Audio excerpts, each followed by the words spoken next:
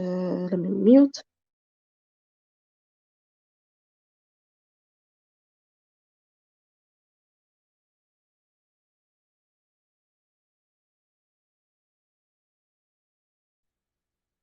All right, I'm back. So if you're just joining, please share. Share. Oh yeah. So I posted it yesterday. I announced that I would be coming here today. And many people already dropped their opinion because I put out the questions already under the post. And a lot of you already shared what you think about it. And I'm going to, before we start to analyze all those videos and all those three women, like those women, they are behaving like concubines. All of them, all three of them, like, what is it with them? Like all three, Lolo, Rita, Kay. Eh? Ah, I don't know. I don't know what I'll say about them, but they are just, I don't know, like they are married to one husband and they're in a competition or what. I just do not know. Anyway, we are going to watch some clips from their videos and their statements, and we are going to talk about it. But before we go into the videos, wait, let me see if I can put up a video. Oh, I don't think I can do it. So I did a video yesterday night where I was making tea. I see your comment, so Smith, lovely princess. But I want to see if I can quickly upload a video where I was making tea last night. I put ginger. Wait, I think I still have a leftover of it. Let me show you. No, the video is too long. I can upload it. Let me go and bring the tea. I still have a leftover from last night. That's what I drank before I slept. Give me a sec. Oh,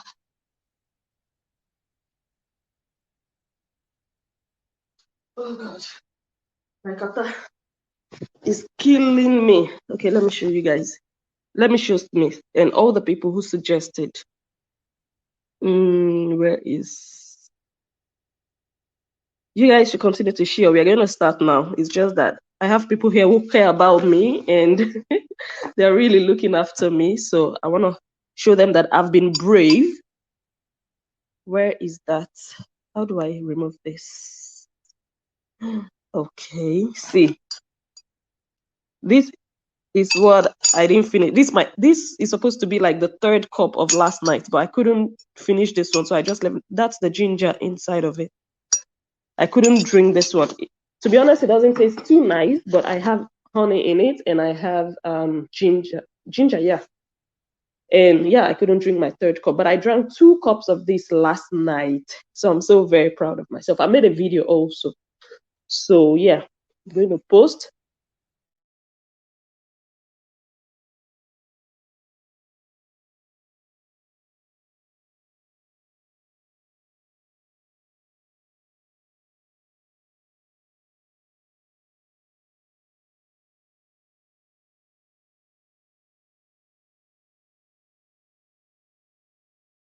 Okay, so right now I'm drinking juice instead of tea. I've not even had any cup of tea this morning.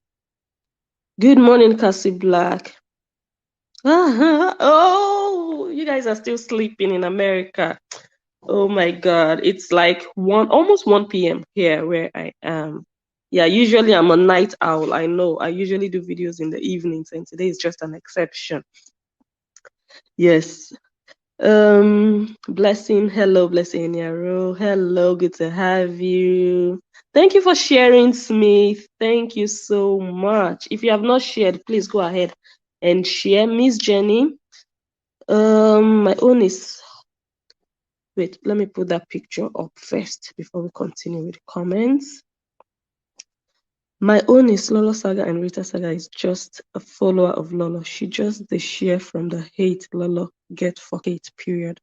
Okay, is that what you think? But I think Rita already had animosity towards Kate before, her own beef with Kate. You know, all those times she used to do videos of there are 3 witches in Belgium, and you know, all those, like she was already on Kate's case. Even I think before Lolo started speaking out against Kate, I think. So I think they both have their thingy, but now she's happy, of course, that she also has an ally in Lolo, that she's not the only one that, yeah, she also has a partner to do the digging together with her. But I think she also has her own personal beef. Yeah, I don't think she just inherited Lolo's enemy entirely. I think she already had her own personal beef with Kate, and then coupled with, you know, the other side. Yes.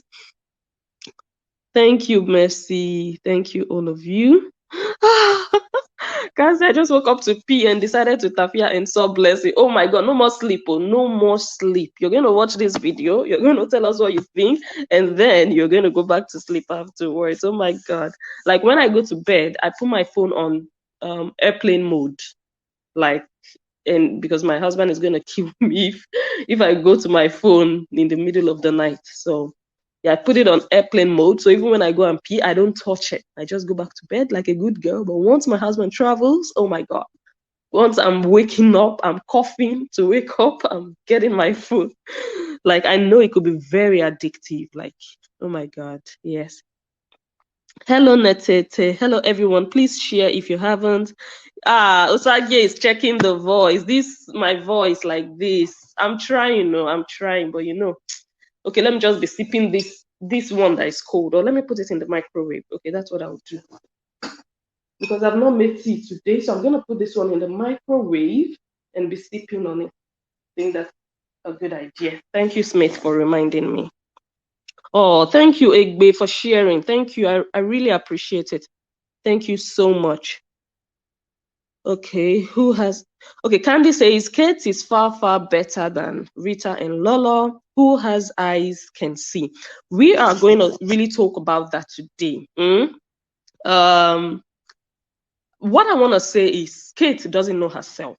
That is one thing that is just obvious. I don't know who is better. I don't know who is, yeah, it depends on how you see. Some people still also say that, oh, Rita is better. Some people say Lolo is better. Some people say Kate is better. But who knows what they are categorizing as better and what they are looking at when it comes to who is better in character or better in achievements or better in how you look.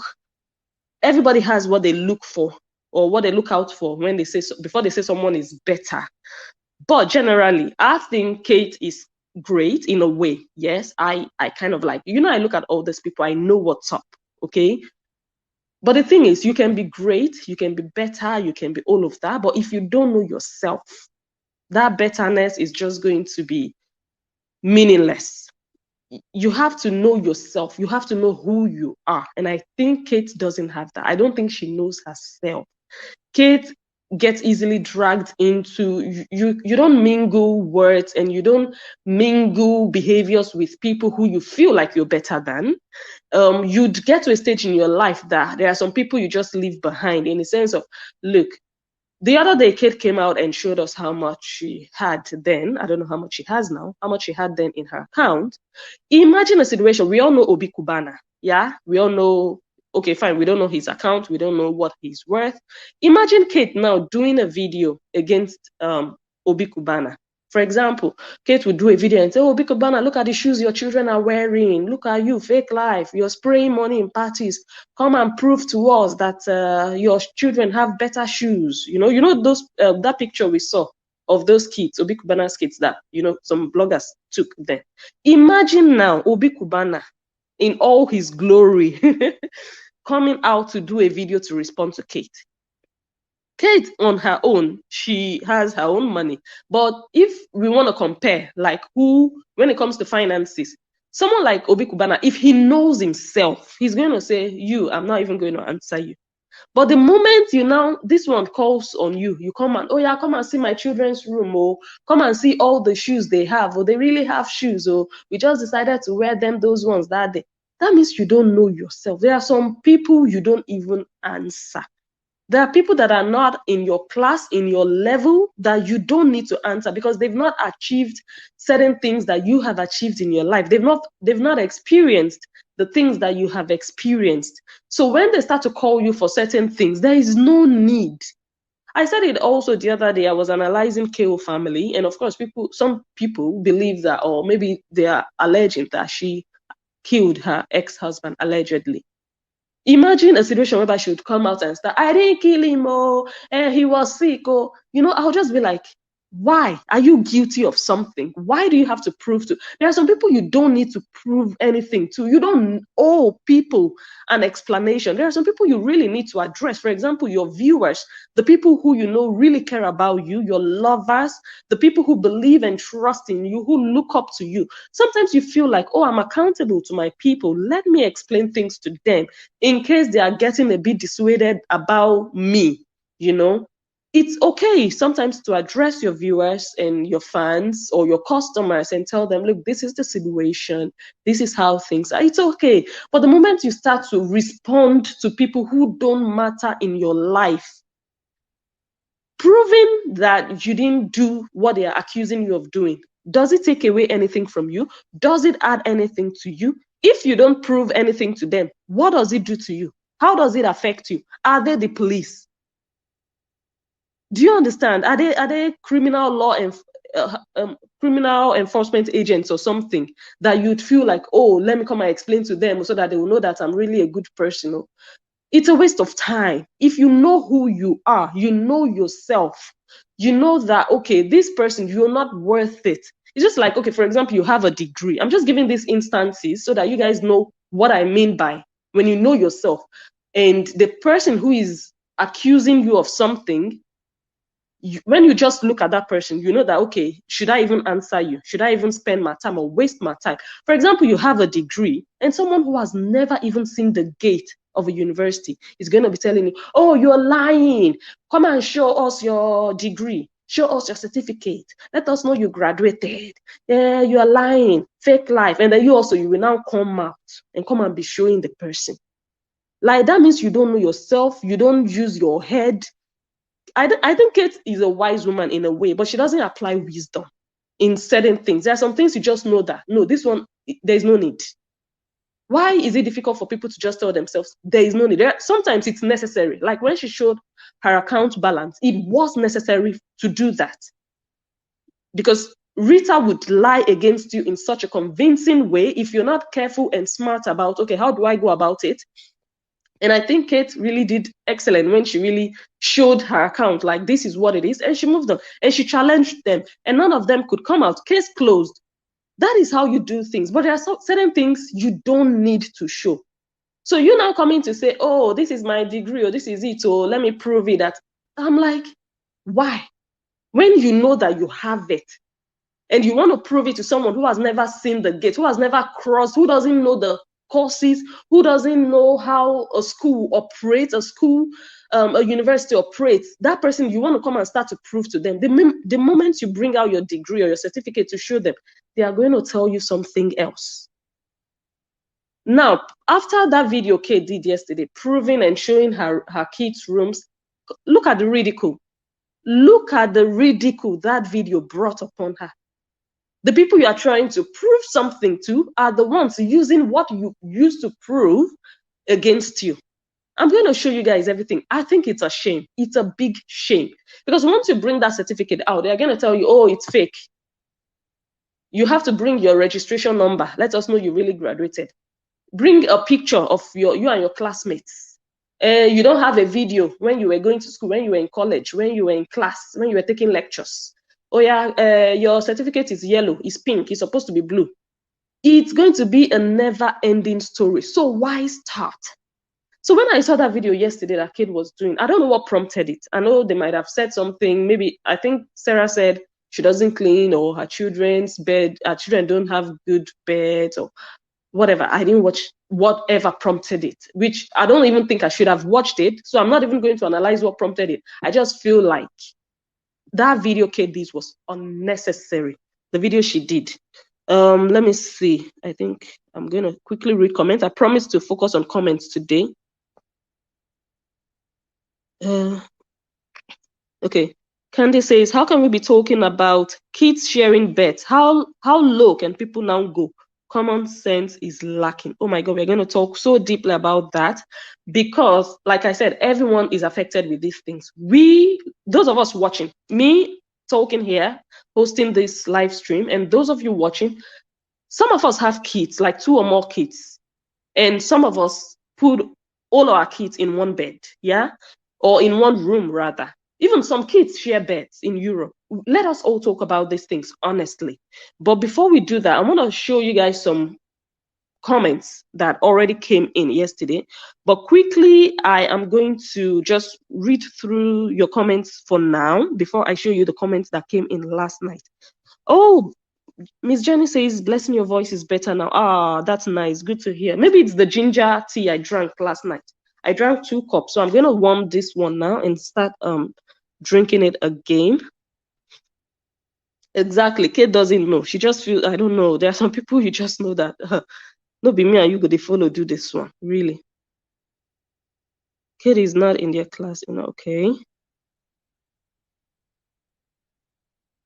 Okay, I'm still reading comments. Please go ahead and share because we have a lot to do, a lot to discuss.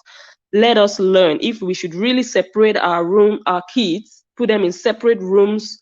If we must have rugs in our houses, those of us who don't have rugs, if it's a must that, if you don't have a rug in your house, then you don't get level, according to Rita. We are going to watch all those. And also a new allegation came forward that Kate's husband is allegedly not a Nigerian, that he's from Niger Republic. Madam Rita came out with the news last night. We are also going to talk about how true that statement is. Go ahead and share. We are going to also watch some videos and just, we're just going to dive fully into it. So just share if you haven't. Okay, Kate need a lot of learning to do because she quick to reply any nonsense. Okay, yeah, you should be able to discern, like, okay, who is talking to me? Do you deserve it? Me and you, are we at the same level? Have you gone through what I've gone through in life, that I will be answering you, that I will be explaining things to you? Do you deserve to know? And it's so funny that we're going to listen to Rita's video in which Rita said, oh, Kate, they asked me, make I come show my children room. Now, me, you and who they do that one? Me, are they in competition with you? I was like, you see? So I don't know, Kate is letting herself be pushed to be proving herself. And now she's telling people to prove themselves. And they're like, sorry, I don't get time for that.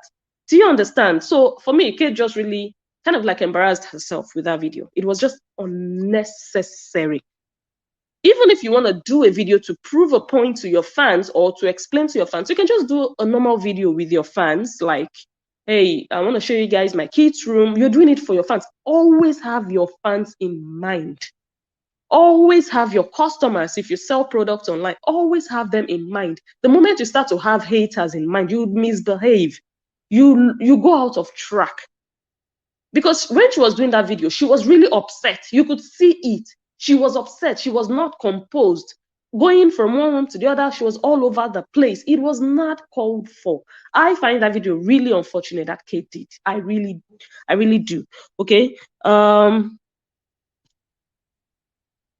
Yes, I do agree with this. Also, Rita has held a bitterness against Kate for a long time. However, Kate's disclosure of how much money she has got escalated their anger against her. Yes, that was actually supposed to be the turning point for Kate. That moment she showed what she was worth, or part of what she was worth, because I believe she's still worth more than that, maybe in assets and property and all of that. That was supposed just to be the point off. I've shown myself, I'm done and dusted with you guys. You don't roll any longer. Because the reason Kate was still rolling with them then was because they didn't know who she was. They just felt like she's the same with everybody, because every presenter is hungry, according to them. Anybody who comes on social media, they don't know that some people do it out of just the passion of it. I think I posted something about doing saga. Like, oh, I posted a video about Sobobo Gang, Yobosa, and someone commented like, why are you sounding like it's a problem? Is that not what you feed from? Is it not what from Saga? In my mind, I was like, Abi. In my mind, I was like, Abi now, that's where I feed from. So they just feel like everyone on social media feeds from social media or cannot do without social media. But they fail to understand that the fact that one person, or maybe if, for example, I don't want to call names, but if a certain presenter is doing it for the money, they want to assume that every other person is there for the money of it. You understand? And of course, when you see someone hustling for social media money, you're going to know, it's going to be obvious that this one is just there to grind, which doesn't have to be a bad thing, but that doesn't mean that everyone is doing it for that purpose, or that is the drive or the motivation behind someone doing it. So Kate just should have just stopped at that point. But no, she kept rolling with them. She kept rolling. And she should have known also that that was the point, that that level of jealousy and hatred towards her would increase. Just like you said, it escalated their anger against her. She should have realized it, that it was going to happen. Even the people who were like in between, they would hate her automatically, that, oh my God, this is your life. This is our dream. And we are not there, and you are there, and you are doing social media. You know, that hate is going to be there. I told her, are you ready for this? She should have been playing safe afterwards. But I don't know. I think she just doesn't know herself. You know, that's just it. Okay. Mercy Bella says, I always tell her in the comments, but she doesn't listen. Okay. Happy New Year to everyone. Okay. You see why I love Monica? She doesn't have to prove her life. That's why she didn't bring any DNA. That's good. Okay. Yes. And for me, I think there was a video I did in which I said, look, at a point, you might actually have to do it just to quench the air, like the craziness. But if you want to do it, if you want to prove anything, don't do it because of the people who are on your case. Don't do it because of your haters. They don't deserve it. It's not their place. Who are they to ask you, and for you also to do what they are asking you? If you do it, you want to prove anything, do it for your fans. That's the mistake people always make, and that's what Saga is all about. I know when you do Saga, you're responding to your haters. But at a point in time, we are approaching 2022. You need to start. I have to start to say these things over and over. Maybe people will start to adjust also. It's not all about, yes, I know. Saga is entertaining, it's interesting, but if you're mature at a point in time, you know that, okay, let us start pushing towards positive change. And I will continue to be an advocate for that. Yeah. But whoever doesn't want to listen and they still want to continue to do their saga, by all means, we are here to analyze. That's the whole point. She was pushed. Okay.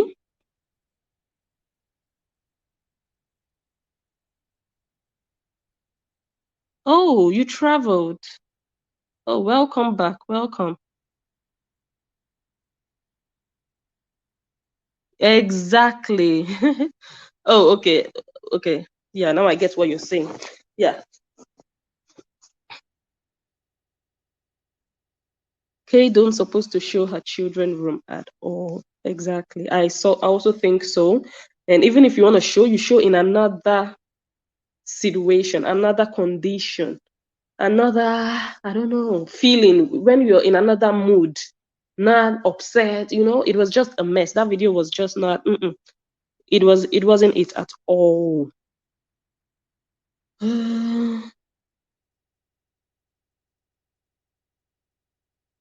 What's on the live stream? I don't know.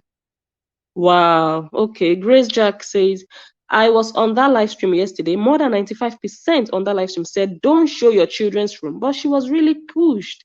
Okay. To be honest, I don't know who pushed her. I don't know what prompted it. So if you guys can comment, let me know what statement, what did someone say that made her go that extra mile to want to prove her children's room.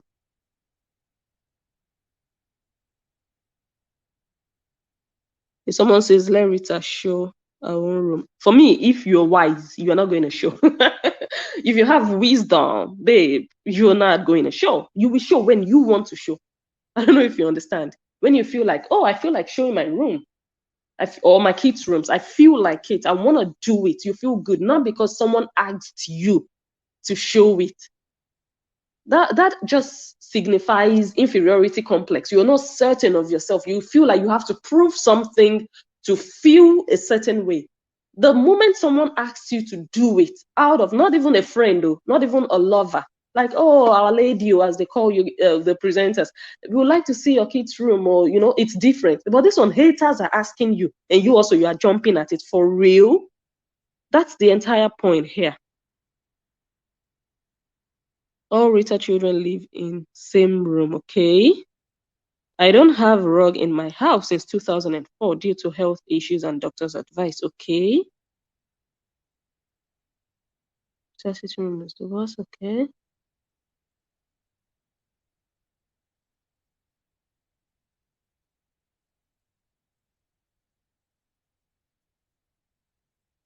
I don't know if you guys have shared.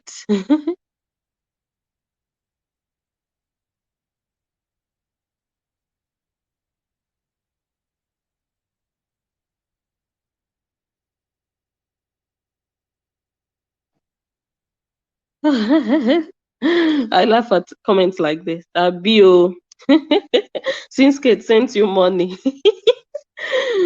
Princess Ada, welcome. Good to have you. You became biased, Abby, joining Kate, okay?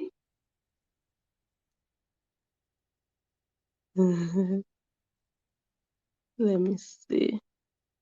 How can kids live in that kind of situations in Europe? Okay. And the money went through you, Abby. That's the reason with it. Oh my God. Just the way Enogie and wife is doing saga with Perry Gold, I something hate the fact that they are answering that Perry. Like that. Oh, I should have put up a picture someone posted. I think I don't know if I put it up. Like, no, I think it was that lady, what's her name? Odion Lovett, the fake account, not the real one. Odion Lovett that wrote a long post to Enogie and the wife. Like, I am not even going to talk to Perry anymore. Those people going to tell Perry, Perry, stop it now. Perry, forgive now. Perry, leave children. Like, you guys, you people really have time. The people you should be talking to are Enogie and his wife. I cannot believe that those people are answering a 21-year-old girl. Husband and wife doing saga with a 21-year-old girl. Oh boy, what is this saga space turning into? Like, I'm not like, why do you even have to go and look at Perry in the first place? The people you should be looking at or talking to are those two adults who, I don't know, like,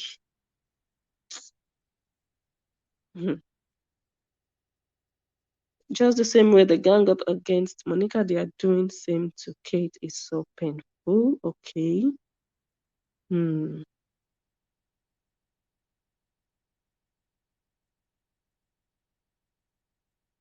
Okay. I thought after Lolo Turkey's trip, no more saga. Okay. Sarah said her children's bed was bad and hurt the body. Okay. Did Sarah sleep in the children's bed? Because I don't know the full story about that. Did Sarah sleep in the children's bed? Why did she say the children's bed hurt the body? How does she know? Someone says that's why I love Monica. She show with patience. Okay. Exactly. You want to do that, you do it for your lovers. Or you can even do it for the public, but do it in a mature way. Do it in a way of, I'm doing it because I want to do it, not to prove anything to any idiot, not to prove anything to anybody. You know, you have to apply wisdom. Hmm. Kid and the children, all of you were happy. Okay. Oh, thank you, Osagi. Thank you so much. Thank you for sharing and thank you for the voice check.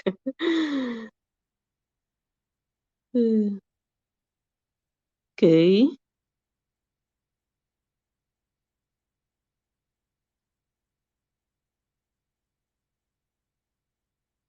It's Sarah that said her children don't have bed. Really? She said they don't even have at all. That is why she showed it. But I disagree with her big time for trying to prove Sarah wrong because Sarah is nobody to me. Oh my God. You know what I'm talking about? Huh? Oh God. It's like, I don't get it. Okay, so she said the children, okay. She keep her children away from Facebook. Then why showing her children's room? Hmm.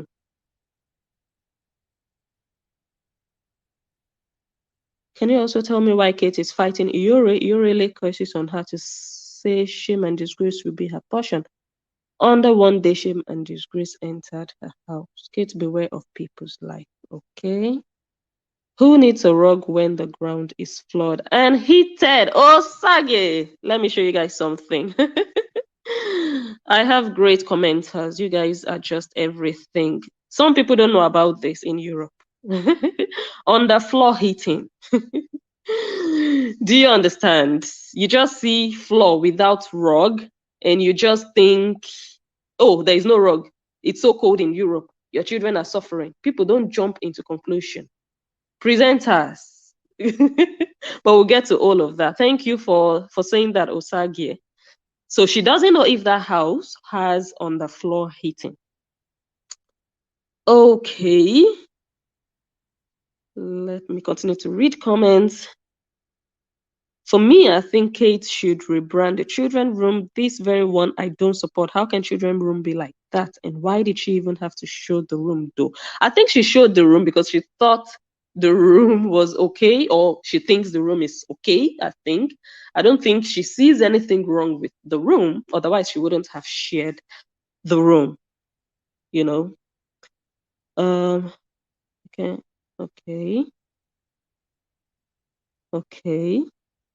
Amelia is also concurring with that. I don't think they know about it. No, they probably don't. Otherwise, they wouldn't just assume that the floor is cold. Princess Ada, you and my husband are from the same village. Really? Ah, that means you are my Ogom, Abi. You're my in-law. Okay, well, I've heard you, princess. Most children rooms are like that. We parents have to clean it up. Okay. Oh, she slept on it. That's why she says, okay. But you know, children's mattresses, I don't know, like if you buy a mattress, they'll tell you if it's a kinder mattress, right? So it might not be suitable for an adult with all your weight. It's going to feel different when a child sleeps on it than when an adult sleeps on it, I think. Okay. She says she sleep on his son bed. That was so bad. Okay. Thank you for letting me know that fact. Abio, nwanne m nwoke, nwanne m nwanyị, ụmụnna. Nkele m na. Let me not spoil their Igbo. Na welcome. No. Let me welcome them specially. I just tire. Must she show her children's room to prove her point? Okay.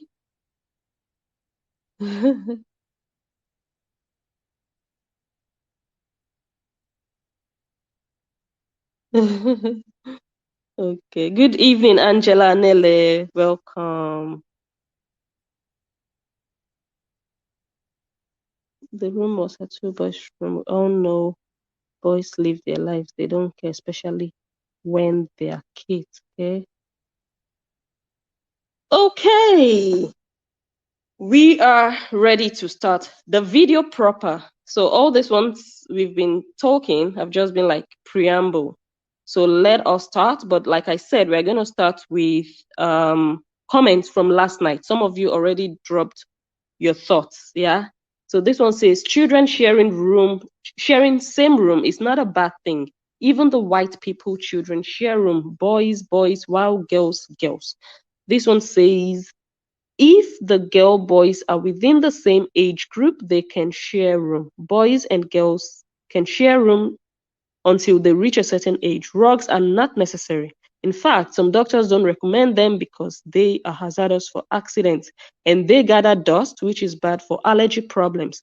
Nothing is wrong with bunk beds. I personally don't like them because I am scared the children on top will fall. Okay, I see nothing wrong with that. They are still small boys, not teenagers that want their privacy. So there is nothing wrong in boys sharing their rooms. Okay. So I'm just going to say that there are still many more comments, but I think we should just start the video, the real video.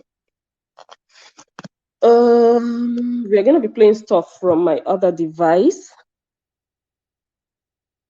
Yeah, I think we should just start the real video. Let's play something from Kate. Sleep up and down where they climb step like little. Not say up and down.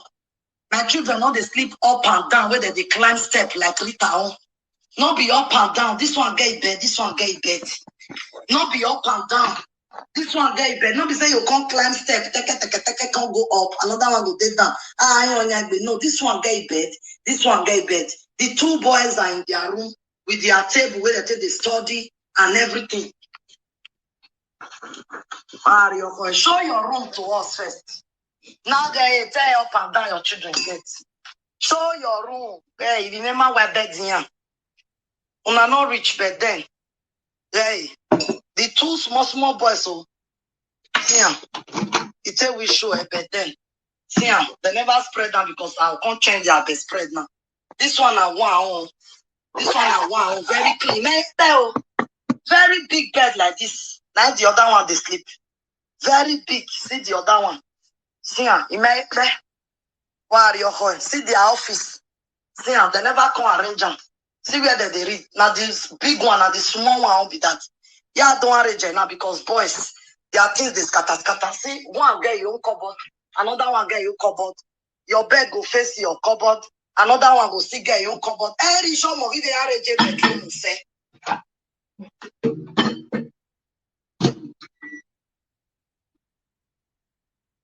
Not be so, mama, they arrange in bed. See bed. And then I want to come change their bed spread, do everything. See, this one are the boy, no step where they decline. This one are the other boy, no step where they decline. This one are one person cupboard. This one are the other one cupboard. See, this one are one to read book. Yeah, don't man. This one are the other one to study. Ask work, they're not, they disturb me. See television for work. See, wait, be said the day why yours is vacation. Play your game there. The day there. Wow, how many people? I be not saying no water. This one I want where I come out now. Even like the other guests. Yeah. This one I want person cupboard. This one are the other person bed. May do spread there. See the other one. No, who she wear? No step. No step. Two piano. See my first daughter piano. My first daughter piano. See the second girl piano. See the second girl piano. All of see their printing machine. See printing machine. Laptop ever or you name HP. See now your office with this way they study. Any show more give a try there. Everybody get their office, they get their desk, they get their bed. Everybody, when it's time to study, you face your desk. You not go tell me say, no, mommy, I don't have space to study. No. Your room, you have your desk. You have your bed, you have your wardrobe, you have your desk. You have your bed, you have your wardrobe, you have your desk. You have your bed, you have your wardrobe, you have your desk to study. You have your laptop. All of them get laptop. My 4 kids are there. Even one will get 2. One we have 2. Not be so mama they try reach my people. Not be say one sleep, you come the class step. Let me pass. I want to pass. I want to climb. No. Oh, I mean, 5 room. And I can't see get extra more the store. Shoe, bag, pens, bobo. Right, okay. So after Kate did this video, in the meantime, I already made my tea. I already warmed the old one. So after she did this video, ridicule started. I started to see all these pictures pop up. People were showing the bed. They were saying, oh my God, what an awful bed in Europe. Wooden bed, ugly. Look at what your children are sleeping in. Lolo did her video and said, yeah, how can children be sleeping? You're jamming bed and bed together in Europe, and you say you have 5 rooms. I can't read the first sentence here. This woman, what did they wrong to put double bed for children room? That's Anita. And besides, if you take a closer look at this bed, it now confirm double bed where them dismantle into single bed. And the room of these children no match the standard where Kate put herself. Pink blanket for boys' room and for that matter. Okay, so there was just so much ridicule based on Kate's video. And in Kate's video, she was saying bunk bed. No, she said double bed, right? No be say no be double bed. Everybody gets in bed. No be say you won't climb. You can't say make a pass, make a pass. And I'm like, what is wrong with bunk beds? They are called bunk beds, by the way. But before we even go into that, let us continue to see some of the pictures that were flying online. This one is from Enogie. This one is from Sarah herself. And Sarah was like, the fear of Sarah is the beginning of Kate showing her children room or children bed.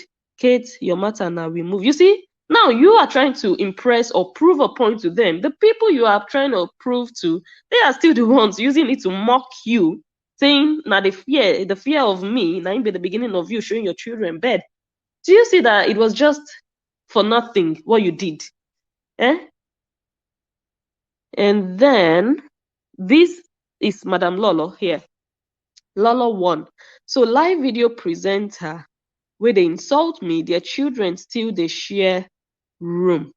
Okay. So before we go into Lolo's video, let us look at bunk beds. Yeah. Let us look at bunk beds because Kate was like, nobody say this one go climb. There is nothing wrong with bunk beds.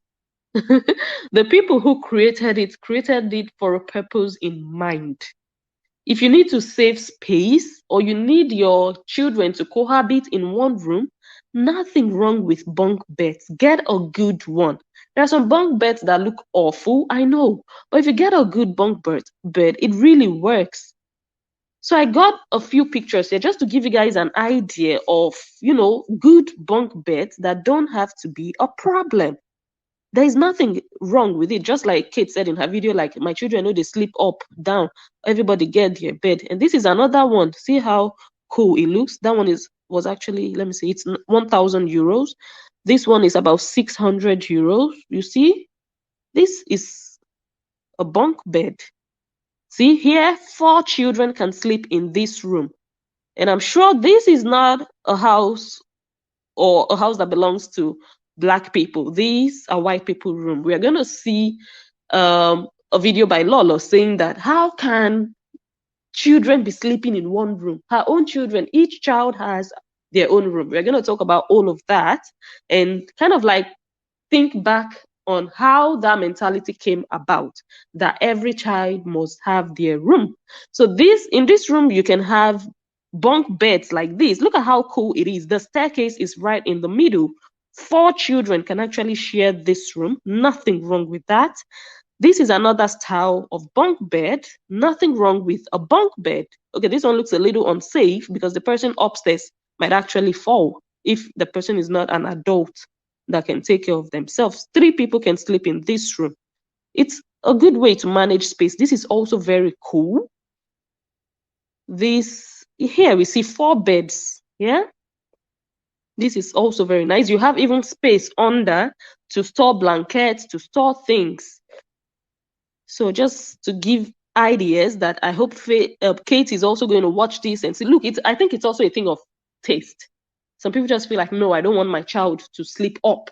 What if he falls or whatever?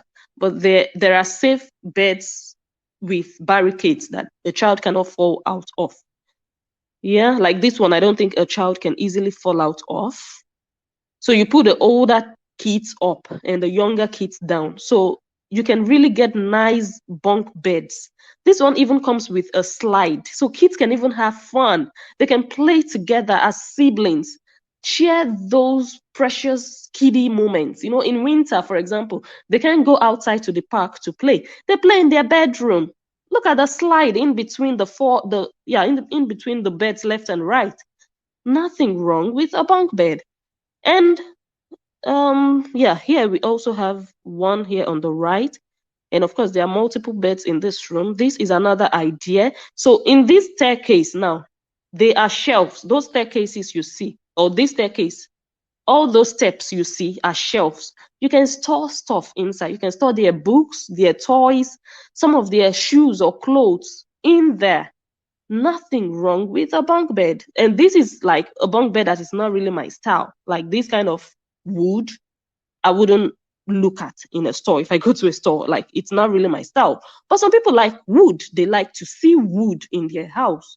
I know a lot of like Dutch people, they like wood, like raw mahogany. They love wood, but it's not really, it depends on your style. Yeah. So this is another bunk bed. This is another one. So now we are going to watch the rest of Kate's video. I just wanted to point that out, and I don't know if I should just quickly read comments to know what you guys think about bunk beds. I just wanted to point it out that if you're watching, or if you watched Kate's video and maybe your kids have bunk beds in their rooms, don't let that intimidate you and say, oh my God, Kate was doing a video and saying, my children know they climb up, they say, let me pass. Then you are now feeling intimidated, feeling like you're not good enough as a parent, or you have failed, or, oh, I cannot share my children's room so that they will not use me to laugh because I have bunk beds. There is nothing wrong. It depends on your taste. It depends on your style. It depends on the space you have. If you don't have space for all your children to have each rooms, madam, go and buy bunk beds. They work. Yeah. So don't let that intimidate you. That's just the point. And that's why I quickly showed those pictures. We are going to, let's watch, or let's listen to the rest of her video. Now upstairs like this, so now upstairs like this, so and inside that room, after you don't reach my PK, why you there wrong with them? Playing ground where if I know one made they come downstairs. Merita show you. Wow, you're going. Oh no, better is person. I be no one show, but I come be like. I'm a very coordinated mother. Accordingly. My una say that the show now. See floor. You know dirty, but I'm still cleaning. See on the see this one at the passage where we they follow every room. You know dirty, no sand, no nothing, but I'm still cleaning it. Because I know I have children that can be playing in the ground, they can be rubbing themselves in the ground, they can be doing everything in the ground. I still clean. Upon not say not dirty, I still clean. That one, they make my husband, they give me and say, Mama, we love you. We love you. Food not they finish your freezer. Food not they finish your kitchen. The house not they zaga. I just they wake up, they brush. I never buy, but the house is still like this. Imagine say I don't change their bed spread, do everything. Every 2 weeks, once in 2 times in a month. I don't feel proud saying every week. God forbid. I mean, new eater. 2 times in a month. Now they change their bed spread. Every 2 weeks, I change their bed spread. If I change them today, now Tuesday. Next week Tuesday will be Monday. Then the upper one, let's say they don't feel comfortable. It is spread of it, and I know they use one. I'll just carry one bed spread. It was more bed the polar. I know they use one. I'll fair put the laken, the decken, the tea, the da. I'll fair put and not be more that way go. You carry one bed spread. Bed. I dey fair put the laken, the hose, the bed hose, wrap the mattress. Come put another white decken. Come put the normal bed spread. There you go. First, stay with correct Oyibo. You will know where are we even able way. If you stay with correct Oyibo, not be Oyibo, grease Oyibo way, mama go pursue go backyard. Now they are more for me, the second one, the Yari Yoko wow. Not be Oyibo way, mama pursue go backyard, go carry phone. Come they arrange and with second one, say they sleep. Correct Oyibo, where be say now only one be one picking way family gets. My the Oyibo man where I born for now only one, my mama born. There not be two, not get sister, not get brother. Now the other toilet I want clean, so I cleaned this one yesterday because I don't like the aroma as I enter, but I just see flapper again. No need to show anymore. No, I be no one. Okay, no, I be no one show, but these people are on my case. Everything where they use, whether na toilet or whether na kitchen. Whether na toilet, that different one. Whether na toilet, whether na kitchen, whether na show na where they keep mine. My show na where they. This one not be say, I can't run. Even say all of them, they know. This one not be say, Katie, now do I really show?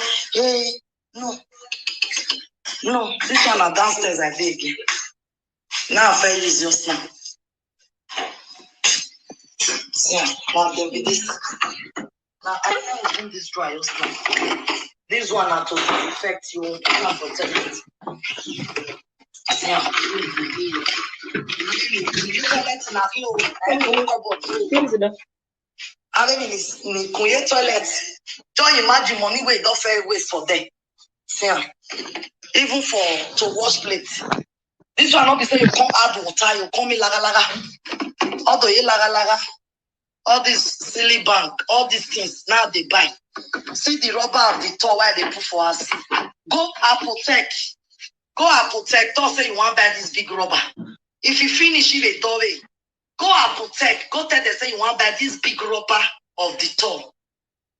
This big rubber. If I don't buy it like this, it will last for like 4 or 5 months before I go buy another one. Big rubber, not be that 10 one. Or while they foil the doorway, mujiva. Yeah. All this silly bank, hey. All these are yes. Hey, look, hey, Akbowa. You shop in near Dele, one arrow. See the shampoo where my children take they wash hair. Shampoo. See, near ya betia. Near ya betia. Hey, ya vuwa. See, we mana. Now product, if I don't make the shopping like this, see, this Swiffer, yeah. Now the thing, oh, let me this one. Now the thing, all these things. Now they see them. Okay, they for they say 1 year. I'll just see no the day where they do shopping for cleaning things like this. I go no say give a show of a phone. Gay, you give a show of a phone. If they in total, all of them. Yeah, different one. You have a select. You give a show.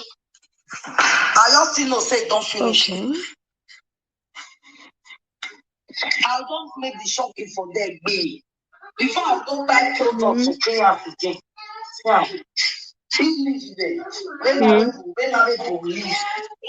You see.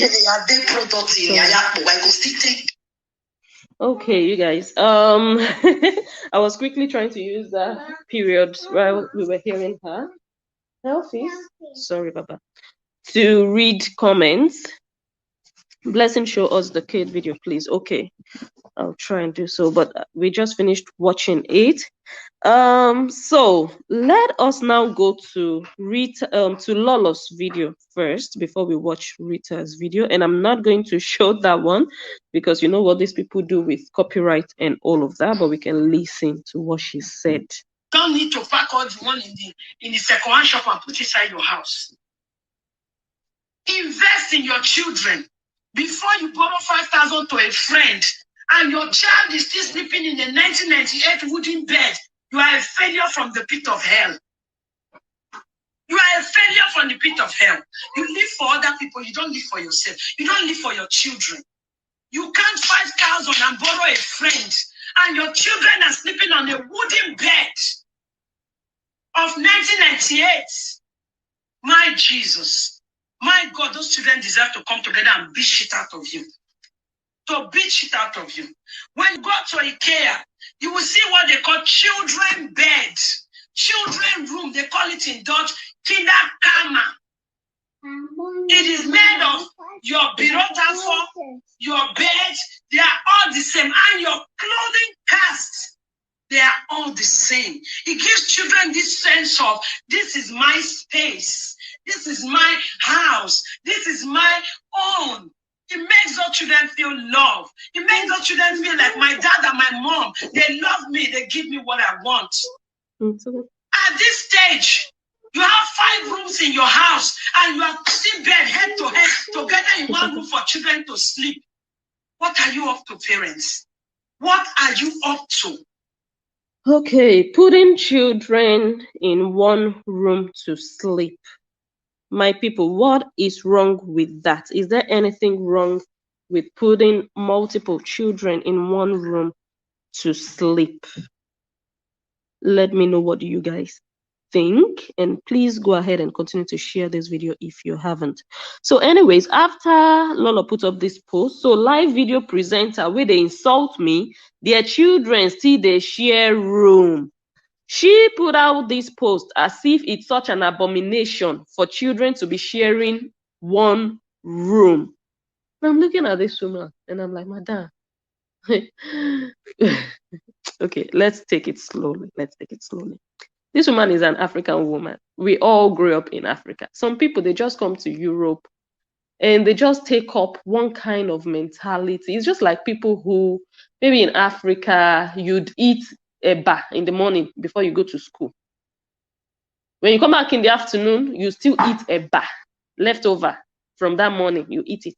Before you sleep at night, is gari you would drink. Then when you now find yourself in Europe, all of a sudden, oh, I can't eat swallow with my hands. I need a fork. Please give me a fork. I can't use my hands. And the reason you were even able to eat about 3 times a day in Africa was because your mom has to go to the farm to cultivate or harvest cassava, and she would make the cassava flour herself for you to be able to eat gari 3 times. And then you come to Europe and then you behave like you've never swallowed before. How did that idea of children staying together in one room is such an abomination in Europe? I don't care if you have 10 rooms. An average house in Europe, how many rooms do they have to start with? So if you have 3 kids, 4 kids, and you have 2 bedrooms, you should be ashamed, Abby. It's that what we are hearing. You should be ashamed to come on Facebook and show that your children are sharing a room from this motivational speaker. This is slavery mentality, to even put it out there. Some people choose for their children to share. Why? Not just because they don't have the space, but they just want to inculcate that spirit of, they want to inculcate that tribe mentality in their children, for them to feel like, oh my God, I have someone I can relate with, someone I can grow up with, someone I can share things with, I can share space with, I can see, like really for siblings to grow up together and really feel like we are growing together. We can build memories together as siblings. When I was growing up, and I believe many of us who migrated, most of us didn't have our own single rooms growing up. And I cannot imagine, even if I have 10 rooms, that I would just say, oh, because we have all the space, every child, even if you're 2 years old, even if you're 5 years old, you must have your room. Who does that? That is just slavery mentality. Because even the white people that you want to copy, or you feel like you are posh now, all of a sudden, they have kids share rooms. And I'm going to show you guys some ideas on that. Let me quickly pull forward some pictures. But I just find it ridiculous that someone would just, now, this is an adult room even. These are sisters. These are not us. These are not, if you know what I mean. They are sharing a room. There shouldn't be anything. It builds that relationship between siblings. It doesn't have to be a bad thing. It doesn't have to be a bad thing that, oh, their children are sharing rooms and you can't they talk to me. Your children still they share rooms and you can't they abuse me. Rich. Are you for real? Where does it even add up? Go and open the door. Where does it even add up? Do you guys understand? And at the end of the day, those children who you are forcing to, oh, everybody gets your own room, they don't even have a relationship, a cordial relationship with each other. Those are the children who beat themselves up. They don't play with each other.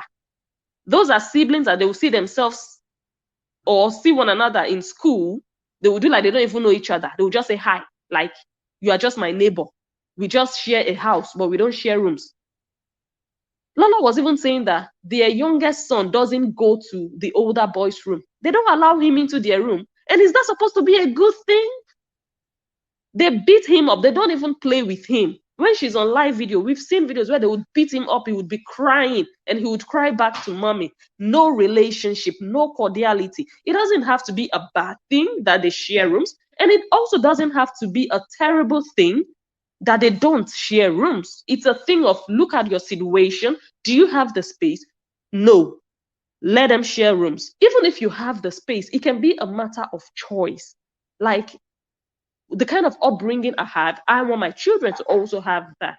I want them to have that relationship with their kids, grow up with siblings and all of that, to really have that feeling, not just like, oh, I mean, and she was really going hard on privacy, privacy, privacy. Children need their privacy. They need to have their space of their own. And I'm like, what the heck? What privacy does a 6-year-old need? Yeah, it's more, yeah? Good. So, what privacy does an 11-year-old or a 14-year-old even need? That it must be that way, that they must have their own room, privacy to play games or privacy to masturbate? What privacy? Can you guys just tell me? It's not a must that every child, because I know that when people listen to presenters like this, you're just going to look at your own life. Some people, not everybody, who know what they are doing and who they are and are confident of themselves. Some people who are not really, who don't have that self-confidence, or some people who really believe in this presenter, someone like Esther TV now, or Esther Talk Show, I don't know. She looks up to Lolo so much. She's a presenter. And probably her kids are sharing rooms. She would listen to someone like this and think, oh my God, my children are still sharing rooms. She might never again be proud and bold enough to show her kids' room because her role model already condemned it for children to be sharing rooms. So I just wanted to do this video to say, don't let yourself be pushed into that corner of, I'm not good enough. I'm not doing what is right. I'm in Europe, but I failed as a parent.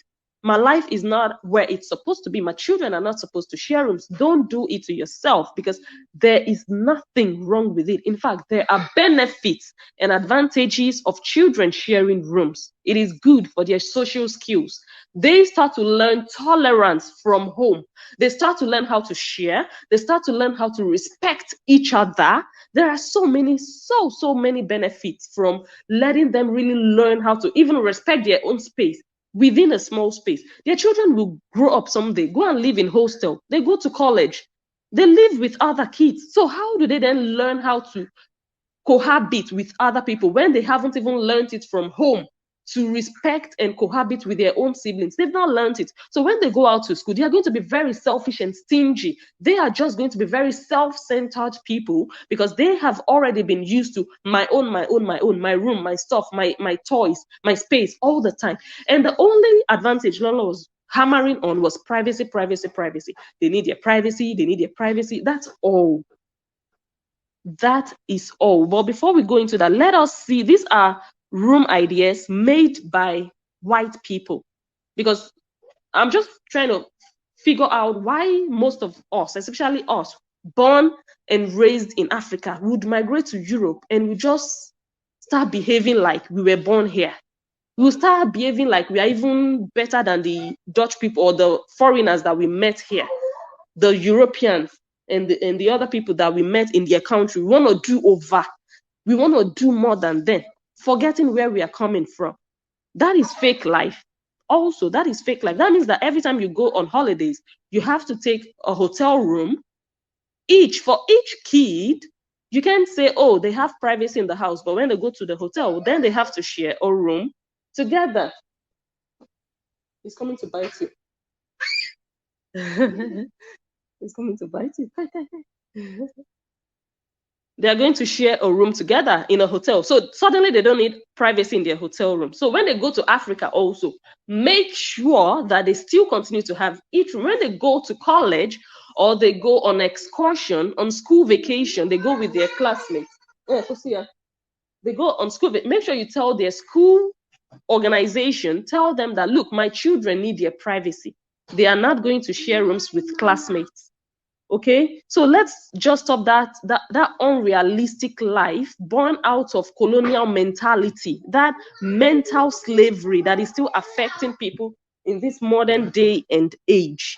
So these are room ideas by white people themselves.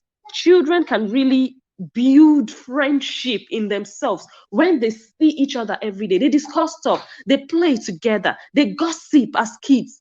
But some children don't have that. They don't have that.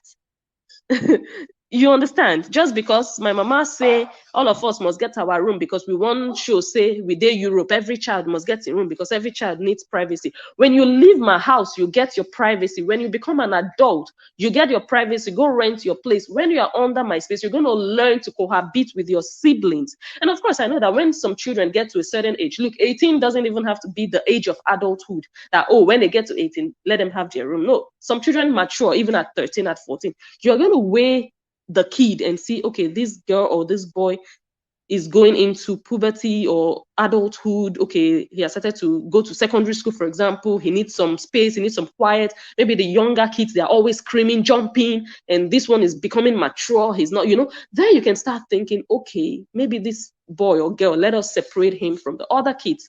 But not just like it must be that way. Every child must have their own room. It just doesn't sound, I don't know. So these are ideas, like you can really make your house nice. Children, even 4 kids can sleep in one room. There is nothing wrong with it. It is nice. Well, it is fun. For those of us who grew up in Africa, many of us grew up in compounds, and it is fun. When you have people to socialize with, you also groom your own social skills. When you also grow up with other people, not only you're just in your room doing whatever you're doing. You understand? That is funny. Okay, so I'm just going to share more ideas in case some of you are watching this video and you think, oh, I would like to also upgrade my children's room. Will you drink, huh? Yeah. Okay, it's yummy. I tried to give him my ginger tea. Okay, so these are some bedroom ideas. If you want to upgrade, for example, there is nothing wrong with it. For multiple, kids in one room, you can really make it nice. And they are going to love it. They're going to grow up as friends, really knowing each other.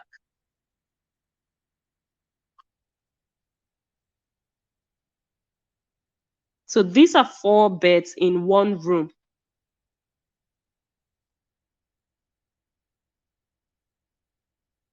So it's just all about how you decorate the room at the end of the day. Okay, so I'm just going to quickly, because I also did some research about it, about children sharing rooms. Does it affect them psychologically? Is there like mental benefits to it? Because Lola was insisting on privacy. It's good for children to have their privacy, to have their space, to have that feeling of this is my space, this is my room. So I kind of like did some research as to what importance does that privacy have against other benefits that you could actually have from sharing rooms. And I came up with this. And nee, je mag niet praten. Mommy is aan het praten. What do you want to say? Okay, je mag praten. Okay, done it. Okay, this one says few kids actually like to share, but it's an important skill that they need to learn. And room sharing is a great place to start.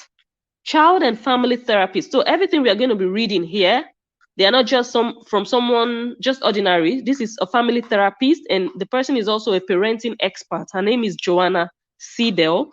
That one says kids who share a room will learn how to respect each other and develop, I can read that, it's hiding behind, and develop something and understanding. This can help something become more caring and empathetic. Okay, I think I'll remove that comment so that I can read everything. No, let me just leave it otherwise. Okay, so these are benefits. They will be better classmates and colleagues, whether it's sharing a dorm room in college or moving in with their partner. So if they've not even learned to share things with their siblings, how can they become great partners with their let me not say boyfriend, with their, husbands, wives, fiancés, or whatsoever when they eventually grow up? Then they'll start to learn things, how to talk to people politely, how to respect even people's space. How can they learn how to cohabit when they've not learned from home? Okay? Chances are your kid is going to have to share a bedroom at some point in their life. I added that in their life. But the benefits of sharing a room go beyond sleeping quarters. Children who share a bedroom will be more equipped to share space in the future, like in a classroom or an office. In Europe, it's hard to see someone have their own office designated to them. Most times you have to share. You have a big space with desks. You have different people sitting in that space. So when you are so always used to my space, my room, growing up all your life, once you get to that office, you're just going to be so antisocial. Even your behavior, when your colleagues come around your desk to ask you for something, your body language towards them is going to start to push them away like you're intruding. You understand? This one says you as an adult, you may get more kids because when, for example, your younger kid wakes up in the middle of the night, he doesn't feel like, oh, I'm alone. He has his brothers or sisters there. So he still feels safe. He doesn't always have to run over to your own room to cry to you and say, oh, I had a nightmare. You can sleep longer as a parent. That is what this one says. And this one says siblings. Oh, I can read that. Share a tighter bond. Okay, doesn't every parent want their kids to be besties? Siblings who share a room will inevitably spend more time together, which means more opportunity to develop a closer and stronger bond. Siblings may seek comfort and security from each other when they feel upset or when they are trying to fall asleep, which can allow for a deep connection and friendship. They may also have more opportunities to be playful with each other, and I can read that, more frequent and different conversations. So it's that therapist that is still saying all these things. And another benefit is, oh my God, I can't read the topic, but the title. It says, we touched on this already when we mentioned how kids who share rooms often find it easier to adapt to a classroom and later even in a workplace setting. But the social benefits of bunking, so talking about the bunk beds, bunking up with a sibling go beyond a lesson in sharing and respect. If you look at the flip side, yeah. If you look at the flip side, you've got a crash course in boundary setting that will serve children throughout their lives. Indeed, when one sibling wants to be alone, so here we are talking about privacy. When one sibling wants to be alone and feels frustrated by the lack of physical space, that is the experience of anyone who takes public transportation to work. It's actually an excellent opportunity for said child to build the confidence and assertive communication skills required to express one's needs constructively, even if the need is just to opt out of play in favor of some quiet time to read. So in other words, just to summarize this one, when you're together with your siblings in your room, and sometimes as a human, you feel the need of, I want to be by myself, I want to be alone. It's going to help that child develop a strategy, a natural strategy of, okay, I want to be by myself, but I have all those people behind me. That child can learn already how to create that space for themselves, or how to even ask politely that, can you guys just be quiet? Because you know you're stuck with them. You know there is no running for you. You're stuck. So you have to find a way to live with that. You understand? So it really teaches them a lot of social skills when they really do that. It builds friendships. There are just more benefits. I'm not saying it's bad to separate your kids. Definitely not bad.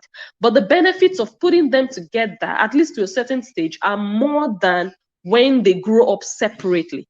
That is just the point here. So don't let any presenter make you feel like you're not good enough for letting your children sleep together. We have 5 rooms in this house, and by the grace of God, I'm going to have more kids. And definitely, I'm not going to say, oh, because we have all the space, or no, you have to just be in your room. The other one, for what? Why are you segregating those kids? Let them grow up together, play together, feel the feeling of, okay, I have a brother, I have a sister.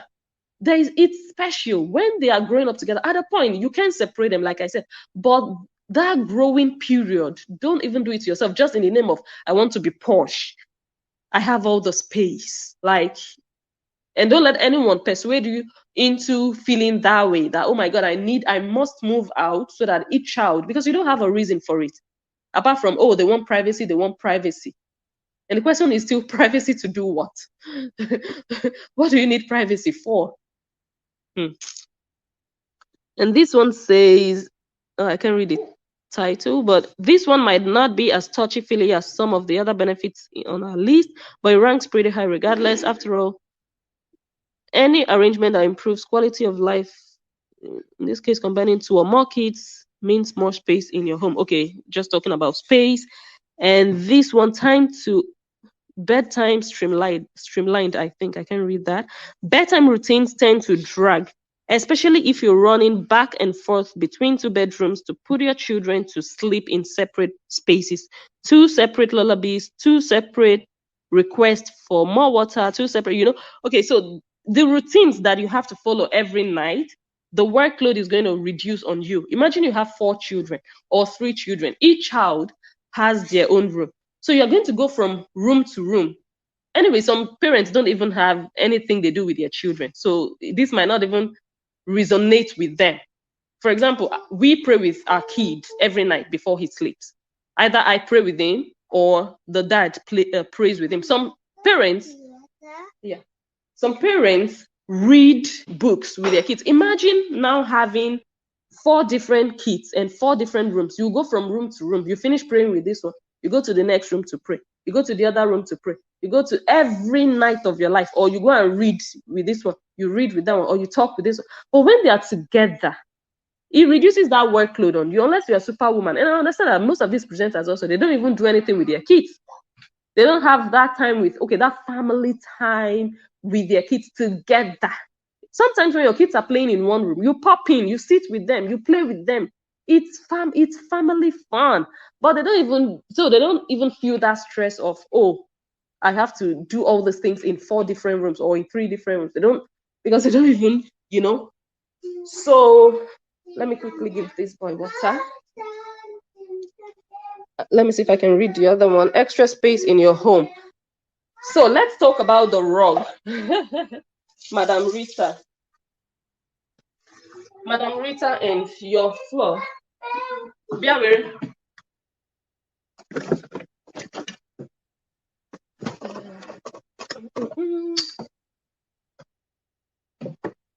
Let me mute the mic first.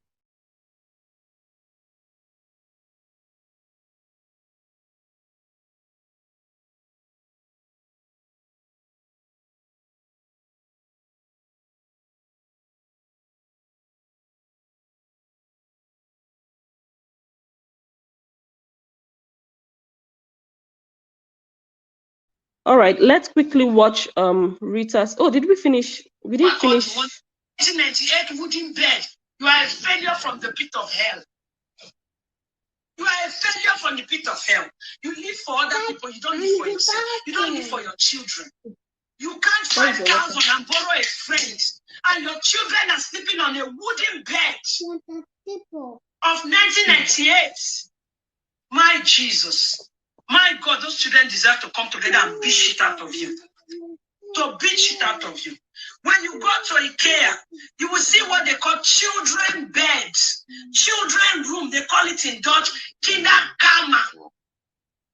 It is made of your birotafo, your bed, they are all the same. And your clothing cast, they are all the same. It gives children this sense of, this is my space.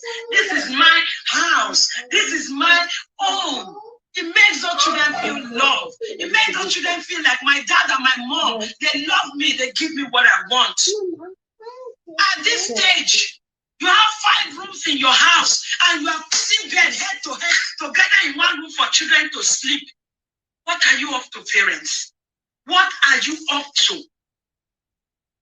You know, sometimes I've come to realize that these people who run their mouth on you on social media is just the bitterness, the life they wish to live that they don't have. But this is my life. It's not yours.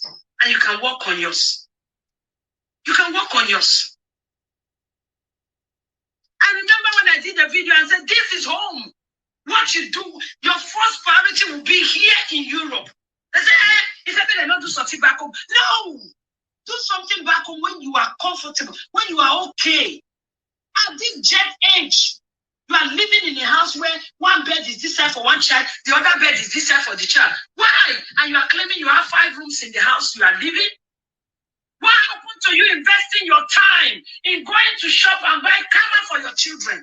But no, you are busy doing giveaway. You are busy borrowing people money. You are busy dashing somebody 1,000. Meanwhile, your children are suffering and they are lacking. Your children are lacking. Oh, I give somebody 1,000. That 1,000 can buy your children a decent camera. Everything to match in your children camera. Below for clothing cars, a bed, and a brand new mattress. And a brand new mattress. And a bed sheets that children. Okay. So I already shared some pictures for you guys to see good ideas of children staying together in one room. You can really make it nice and there is nothing wrong jamming bed to bed together like Madame said. So if you have 4 children and you have only 2 rooms, what do you do then? Okay, so let us know where we tap our knowledge from on social media. It's not everybody who talks that you have to just take their word for it. They are just going to really, really make you feel down if you don't choose what you want to pick out of life. You understand? I mean, create a good environment for your kids is good, but don't want to follow another person's lifestyle. What works for one person doesn't necessarily have to work for another person. Yeah, so maybe it works for her, but she's always like wanting to present to the world that how I do it is the best. The way she lives her life with her family is the best. And every other person who does it differently, you're not doing the right thing.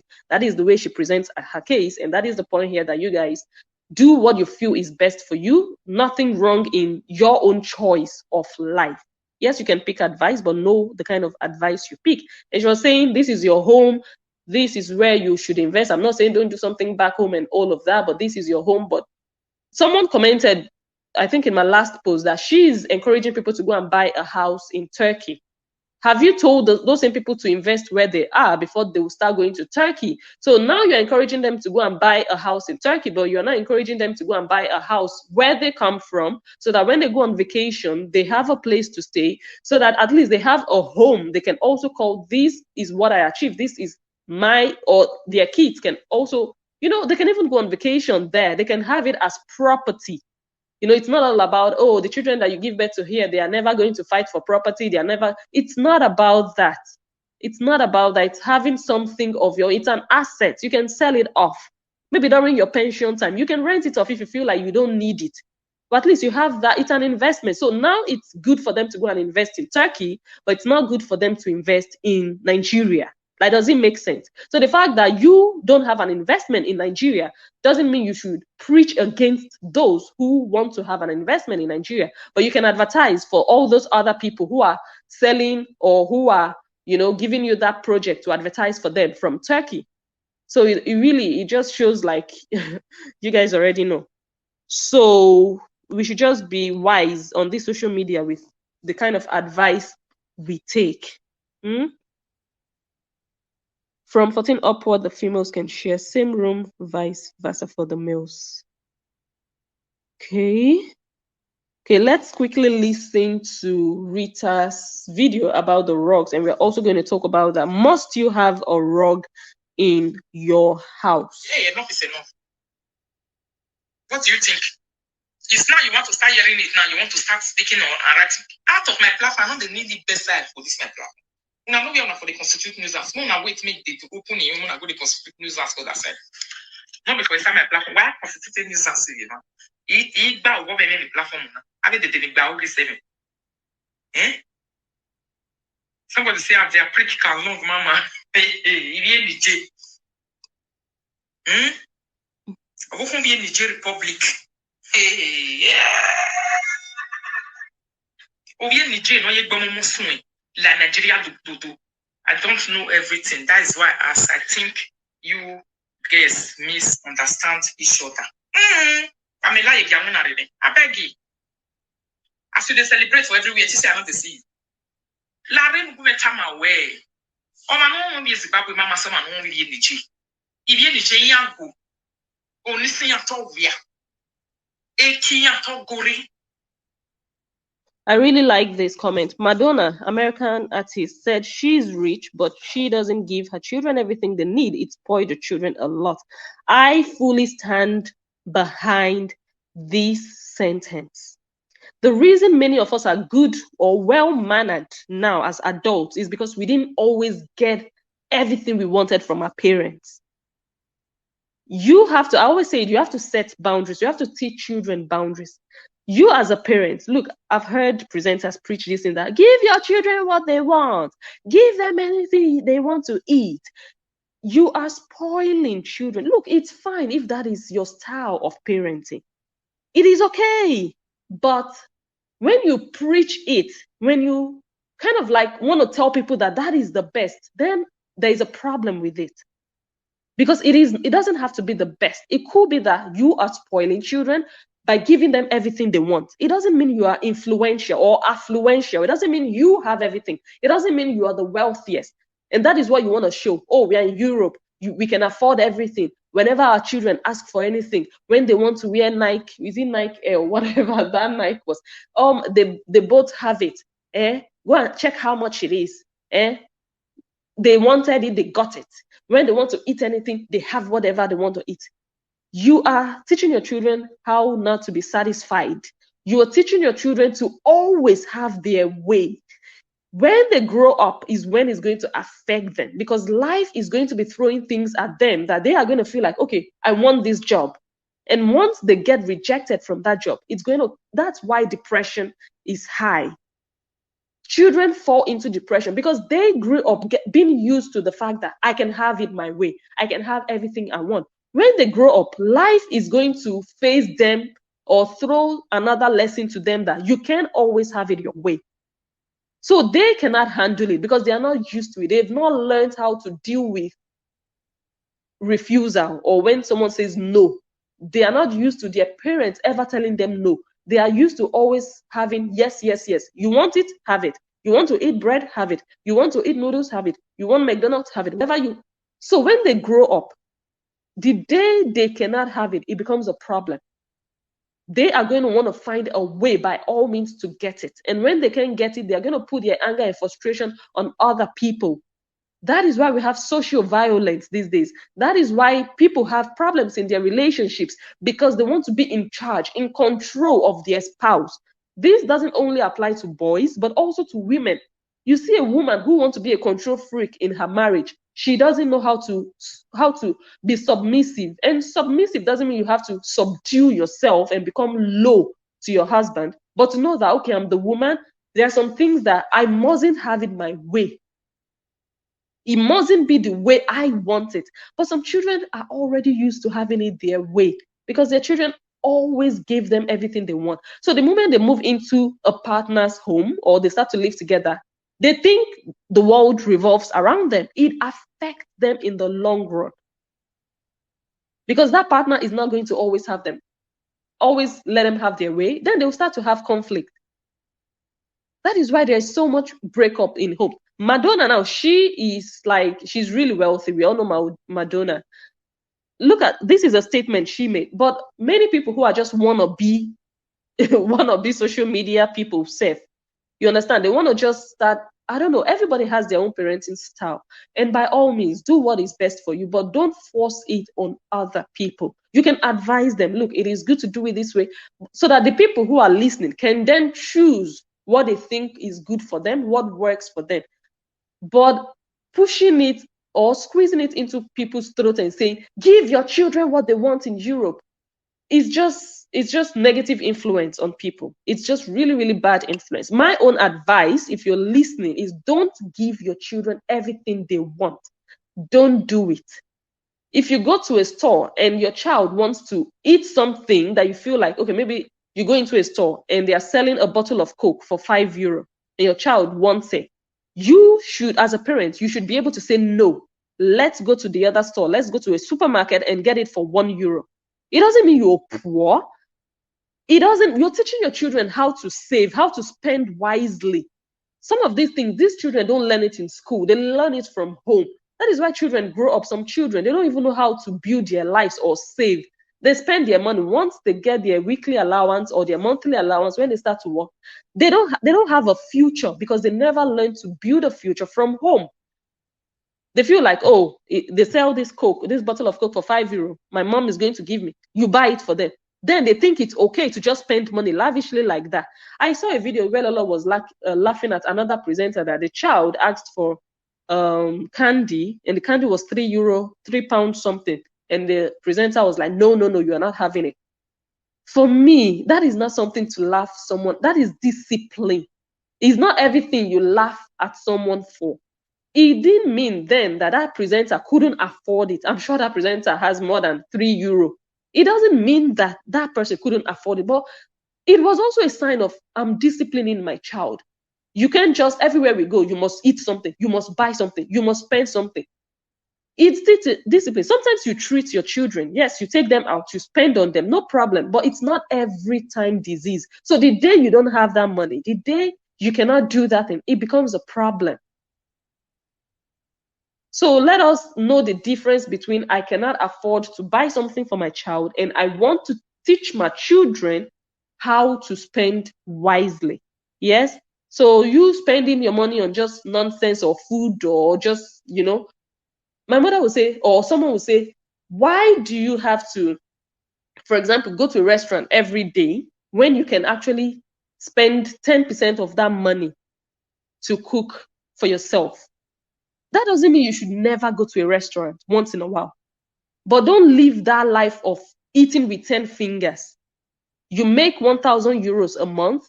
You want to spend all the €1,000 because you want to live good. You want to live comfortably. You want to show people that you are not suffering. But you're foolish because you're eating with all your fingers. You eat all your money before even the next one arrives, and you're waiting for the next one already. You're foolish if you don't know how to eat with measure. That doesn't mean you're suffering.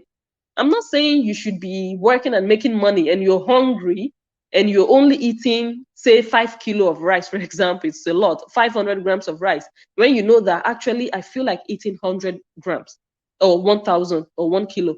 You understand? Make yourself satisfied, but don't spoil yourself just because I want to chop money. I want to show that. No, you're just foolish. It doesn't show affluence. It doesn't show wealth. It shows foolishness. You don't know how to save. You don't know how to manage money. That is what it shows. And when you start to teach your children that way, it becomes a problem.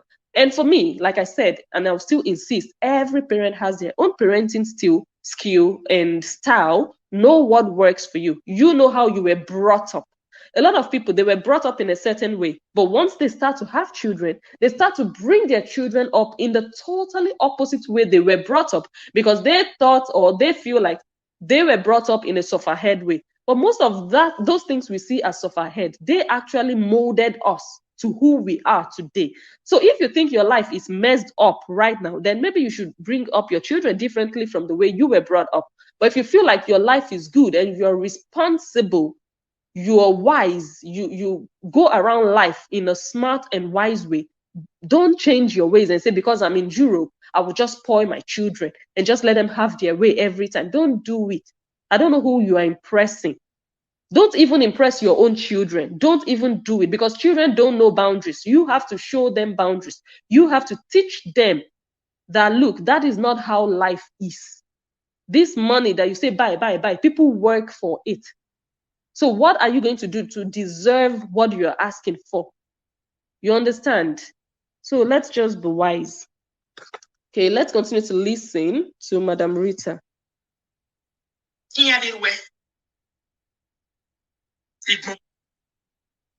Okay, that one finished.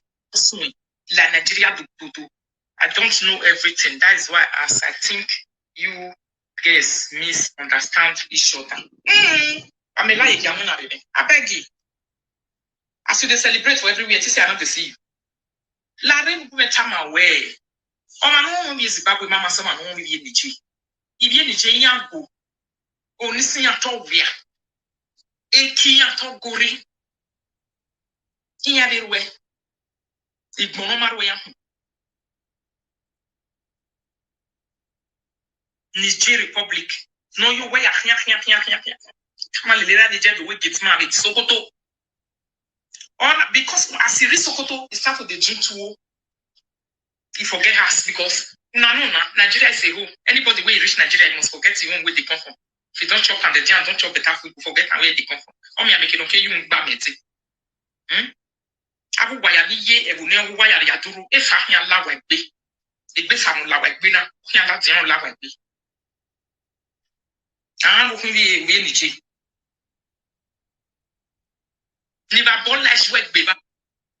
Okay, let's watch the other one. Since when they insult mama, they insult this one. They say, I don't ever come for you. I dey look you since now. After many years.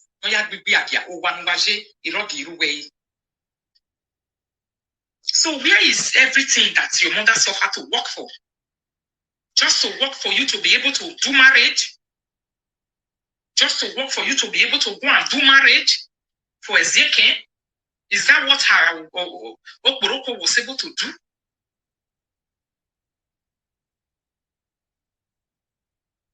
No other thing. No other thing. House where you they stay, rug not the ground. So you not even shame for this kind of winter. Even old people, house where they stay, you go even see rug for inside. Your own house, one rug. It's not even on the ground for your children to put their feet. And you don't want to allow the street of Facebook to be peaceful. Walk by, if you come out for morning, you will come cry. If you come out for evening, you will come cry. If you come out for afternoon, you won't come cry. If to say no be Sarah, where God will bless, we be no say. Okay.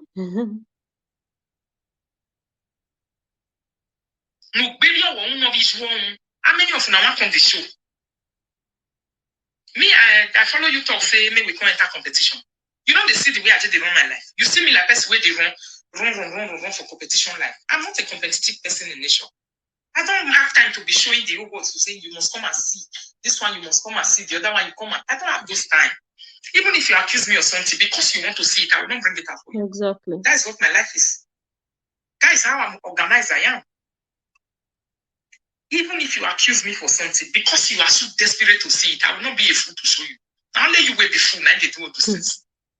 And today, you can't disgrace yourself as grand. Say, house where you put your children. Rug, not even day grand presenter. Oversabi presenter where you know everything where they happen for social media. Ordinary rug, you know which they say. Pneumonia, always 0 degree. Bad job. Then the bad job, I'm more of a bad job. I'm also running the fall for bad job. People with the bad job, you people know what I'm talking about. Belgium is a country that is rain is always falling. Rain. Okay. So I've been putting up some comments. I'm sure you guys have been seeing some of them. She was talking about rug, and of course she also mentioned the Sokoto part, which we are going to, the Sokoto and Niger Republic part, which we are going to talk about. But let's talk about the rug. Must you have a rug in your house? Is it a problem if you don't have a rug in your house? This is another. I don't want to say this one. This one is still at least a bit better than why are you putting children, but I think it's just in the same category of just mental slavery, whatever. Must you have rugs in your house? Some people choose to have like a classy style living without rugs. They have towels. They have laminated floors. There are different styles of house. You must not have a rug. I don't understand where these people got their ideas from. That it has to be a certain way.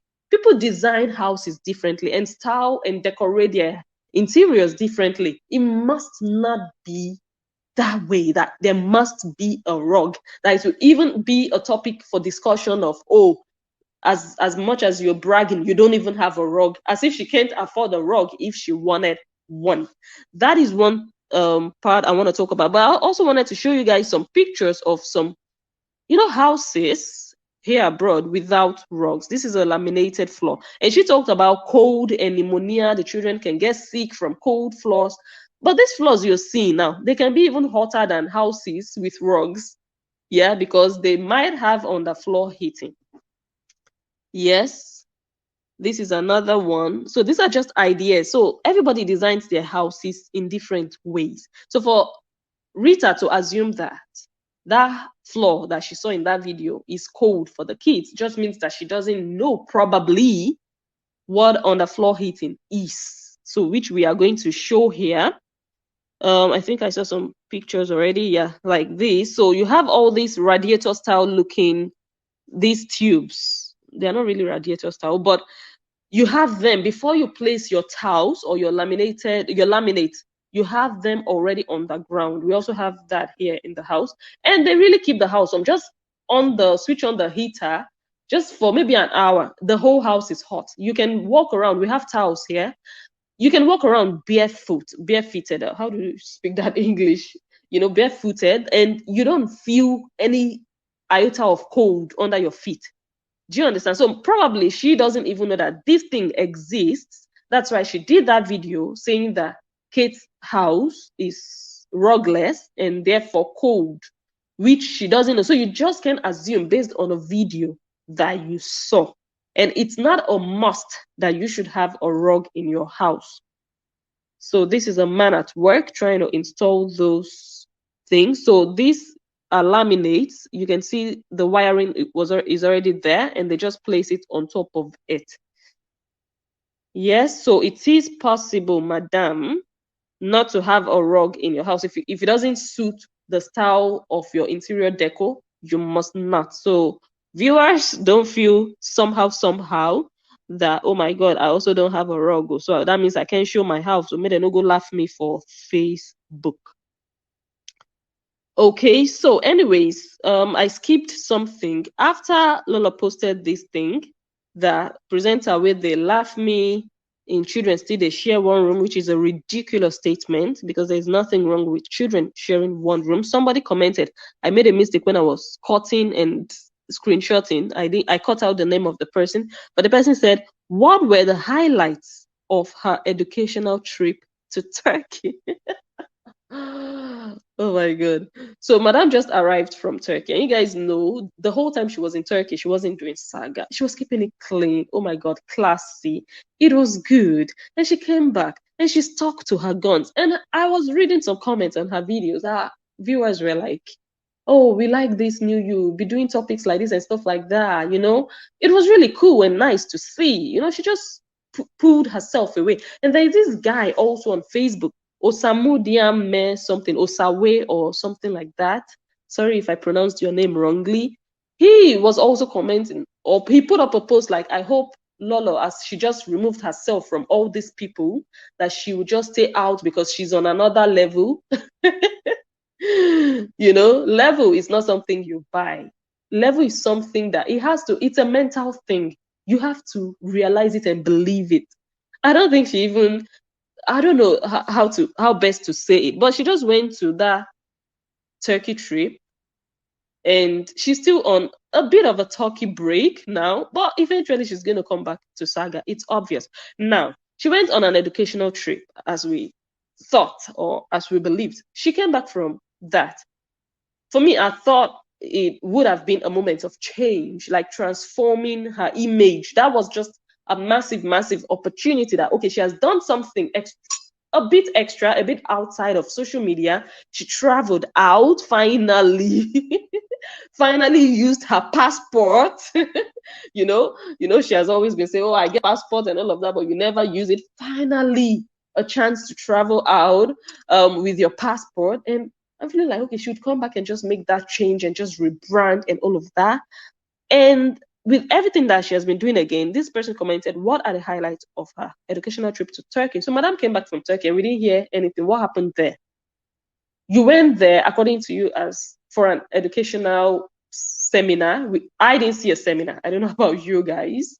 Maybe it's because of Corona also that it didn't really happen like a seminar. But what Madame explained to us she was going to do there wasn't what she went there to do. I didn't see, like fake life doesn't have to be, I'm lying that I'm wearing human hair and I'm wearing rubber. That's not only fake life. Or, oh, I'm lying that this is my car, but it's somebody else's car, post. That is not the only fake life example. I'm taking pictures in someone's building, but it's not my building. I'm pretending it's mine. That is not the only one. But when you create that impression of, I was invited to come and speak in an educational podium.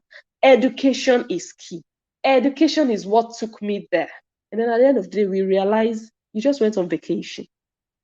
You just went on a tourist trip that anyone can pay to attend. So it wasn't just like, oh, you are specially invited to come because you stand for education. It wasn't like that. But that fake life was just there to make people believe The reason I was single-handedly picked out to come to Turkey is because of my stand on education, which is false. You guys, if you have your money, those people are still advertising. Those people in Turkey, they are still advertising every day. If you want to go on a tour, contact them. Their phone number is there. They didn't pay me for this advert, but just to inform you guys, their phone number is there. Contact them, pay your money. You are going to find yourself in Turkey. Anyone can go there on that tour. So why the fake life of I was invited to come and do a seminar? And at the end of the day, we didn't see a seminar. At the end of the day, what impact did you leave behind when you went there? You attended or you visited some schools. Did you speak with students? Did you change lives? Did you make a speech? What did you teach them? What effect? What would they say? Okay, Lola was here. There's this woman who stands for education. She was here in Turkey and she really gave a keynote speech. She really touched, she encouraged some children to go to school. I didn't see that. I don't know about you guys. At the end of the day, there were introductions. What did we hear? Madam Lolo is here to see Turkey, to come and see what is happening here in Turkey. And I'm like, are you for real? For me, it's okay. Like, honestly, nothing wrong in just going away, taking a break, just outside, do something different. Nothing else with that. But keep it real. Keep it real. Let your fans and viewers and your haters that you want to pepper, let them know what's up. Don't pretend that, oh, I'm going for this. At the end of the day, you just went on a tourist visit. There was nothing like, okay, I was invited because of my educational background. And then you go there, you're doing live videos, I'm mingling with the hood, the creme de la creme. This one is a Dr. Mrs. That one is a this. That woman that just sat beside me here, he choke, do his girl level, so madam, whatever. I'm like, is this why you went there? Bragging about all the people that are there. You can't even brag about your own self, who you are. You are bragging about who other people are that are there. Do you understand? So where is the education? We're always screaming and shouting on people that they are not educated. The education is key. Do you guys understand? So fake life doesn't really have to be about material things. It's about, I'm a brand ambassador, for example, and I'm going to Dubai to promote a brand. But at the end of the day, we now find out you are the one that paid everything. You didn't even go to promote anything. You just went on your own. You just went on your own accord. So you guys should slow down with this trying to impress, trying to pepper. It just gives you too much headache. So I don't know what the highlight of that trip to Turkey was. I really don't know. Those people, I think they're just business people making their own money. This is not to discredit them. It doesn't have to be a bad thing. They're also promoting their own school, I think. But they are also doing like all these tours, all these visits. If you want to go to Turkey, you pay them. They will arrange maybe visa for you, and then you come. They will take you from place to place. You pay your money and you go. So I don't see this fakeness and lying about, I'm going there for a seminar. The seminar we didn't even see. You understand? So these are the other comments we didn't read before from last night. But I think most of the comments we saw here today are still similar to these ones. Children sharing same room is not a bad thing. My two girls share same room. I see nothing wrong with it. A lot of people really, it's not a problem. You guys don't let people who, in fact, are they saying the other presenters' children don't share rooms? In those their tight homes I see in their live videos, I beg, blessing, leave matter. It's not a crime for children to share room. Bunk beds are still used to date. And Kate's husband is not from Niger Republic. So this person, Marvel, she just killed all my all my questions that I asked. She just labeled everything. Blessing, don't even bother. Like, okay, we are going to get to that Niger part. We are going to get there. Then finally, let the other presenters show their house. Bunch of. Okay, if the boys, girls are within the same age group, they can share room. Kindly ask them to show their children room before throwing stones at Kate. My two girls share room. I see nothing wrong with it. Okay, this is Europe. If you have 3-bedroom apartments and you have 4 children, you and your husband will be in one room, then the 2 grown-up kids will be in one room, and the other 2 kids will be in the other room. Let me ask this question. How many of us in Africa then, our papa and our mama, afford 3 rooms?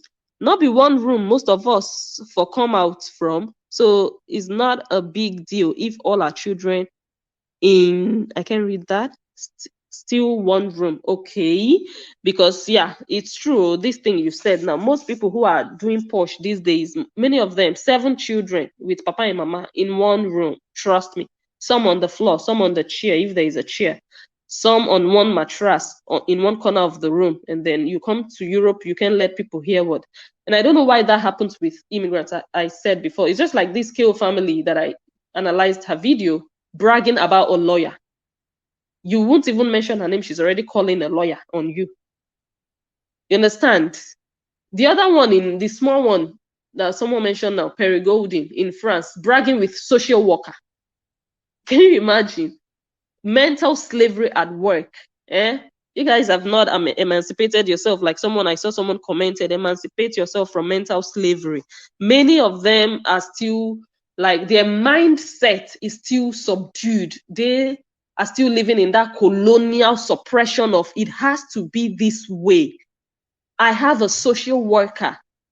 Like, it's still, some things are still special to them. Something that is supposed to be so normal, natural, they're going to take it so specially. That is just going to tell you, their background. When you don't suffer so much, the moment you just see small money or small, okay, my life don't improve small, you no go let person hear word anymore. But maybe people who were already fine, then if life changes for them, they are still going to be humble about it. So the most people who make the most noise, you can already tell the kind of background you understand they come from. So my 2 girls, okay, I already saw this one, and we also saw all of those. So we also saw all these home ideas. And Osage says, how can a man, now we are going to talk about Niger. Rita did that video that we just listened to, saying that, or alleging that, Kate's husband is from Niger Republic, that he's not from Nigeria, he's not from Sokoto, as they have made us to understand. We are going to analyze that, but I want to hear from you guys what you even think about it. But in the meantime, I want to ask you to like and follow this page. If maybe you haven't done so, let me quickly put up the banner and like this video, share it still before we continue. What do you guys think? We just heard from Madam Rita that Kate's husband is allegedly not from Nigeria. Let me hear your side first before I dive into that. So person go dey fear to invite their friends to their house. My dear. So let me know. You guys should share in the meantime. We are going to talk about that very quickly, and that's going to be our final subject before we round off. Let me quickly read a few more comments. So now waiting come bring this fight again now. Wow, good question. From what some people told me today, they said Sarah did a video, and she has been doing videos, about Kate, and that she did a video and alleged that she slept in one of the kids' room and the bed was bad. It was giving her body pain. That is what cooked up all of this. And Kate responded, showing her kids' room. And yeah, every other person had something to say about it. I think now it can cause the fight with that. So, okay. So what do you guys think about the Niger Republic story? Is it true? Is it false? Is it a problem? Even if it is true, let us quickly comment, and please share still, so that even if some people didn't watch everything we've done so far, they can at least listen to that last part.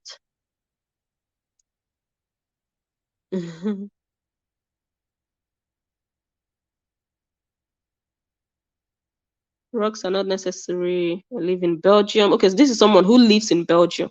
I live in Belgium. At this moment, we are having a warm winter. I have laminated floor, and the heating is on the floor. Thank you. But thank God, at least for those people who don't know, they know today that, yes, there are on the floor or underground, however they are called, heating that you cannot see with your eyes. But once you switch on the heater, Once you put your leg on it, it doesn't burn like fire or something, but you don't feel like. And even if you place a rug on it, like we have a small rug here, the rug also doesn't feel cold. You know, there are some rugs also, even it can feel cold or cool somehow, not really cold like normal floor, but like it doesn't feel warm. But because the rug is on top of that underground heating, on the floor heating, the floor also, the rug also, the small rug also gets a bit lukewarm. You know, it feels good. So please, if you see a picture or a live video presenter show their floor and there is no rug, don't go out and start laughing at them that they didn't do well by not putting a rug. You don't know what is under their laminate or under their tiles. Yes. So let us quickly answer that question about Niger Republic. I'm still reading comments.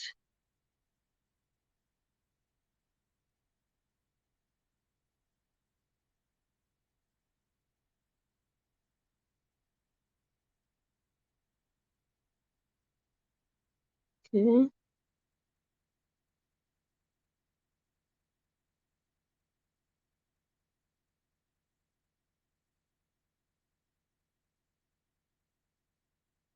Yeah, rugging is definitely not a must-have. No, definitely not. Some people even find it old-fashioned. Some people find it like, no, ew, it's so archaic to be having rugs. If you go to all these like American celebs, if you go to their house, you see tiles. Like you see massive houses with tiles. You don't see rugs everywhere.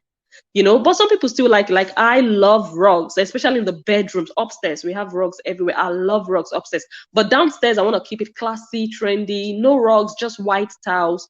You know, two small, yeah, we have two small rugs. Like everybody has their own taste and choice, you know. So I don't know, I think it's also just a little bit of saga, just to, no matter what you do, people who are doing saga with you, they will use it. No matter how good it is, they will find something negative to say about it. So in a way, I still understand. The modern ways, okay. Yeah.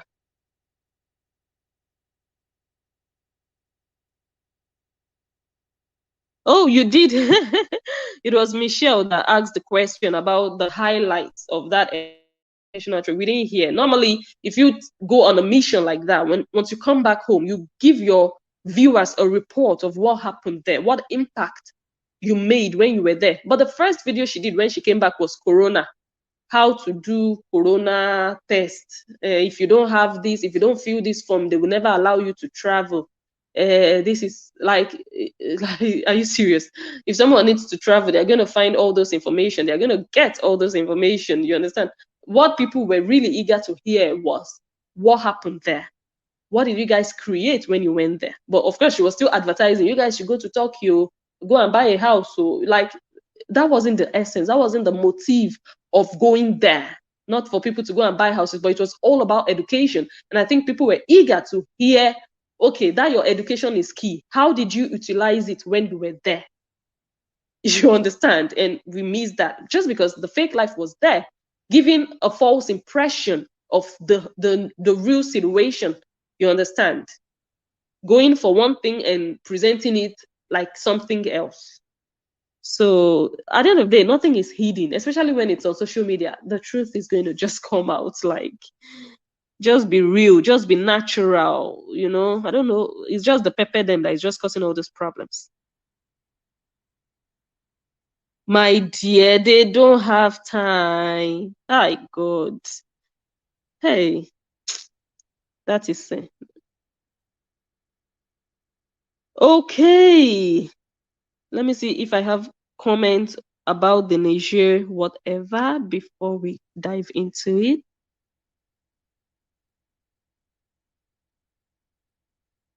Okay, Amelia Jones says, did they show the university they are promoting? I don't know. I'm sorry. To be honest, I didn't watch all the videos she did when she was in Turkey. Like she was doing videos, breakfast, lunch, dinner, bedroom. See my room. That one just see cupboard, see shelf. You can hang your thing. I'm like, oh my god. Every hotel room has that. But anyway, I understand. If it's your first time to do certain things, they will be special to you and fine. But no, I didn't see a university. Maybe she did a video on that showing the university, but I didn't see one. No, I'm sorry, I didn't.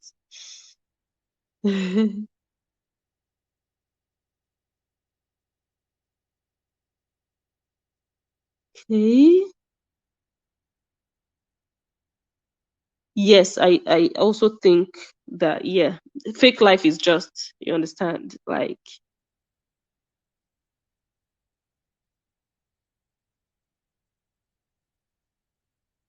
oh my God, so many comments. Oh, thank you to Princess. Thank you so, so much.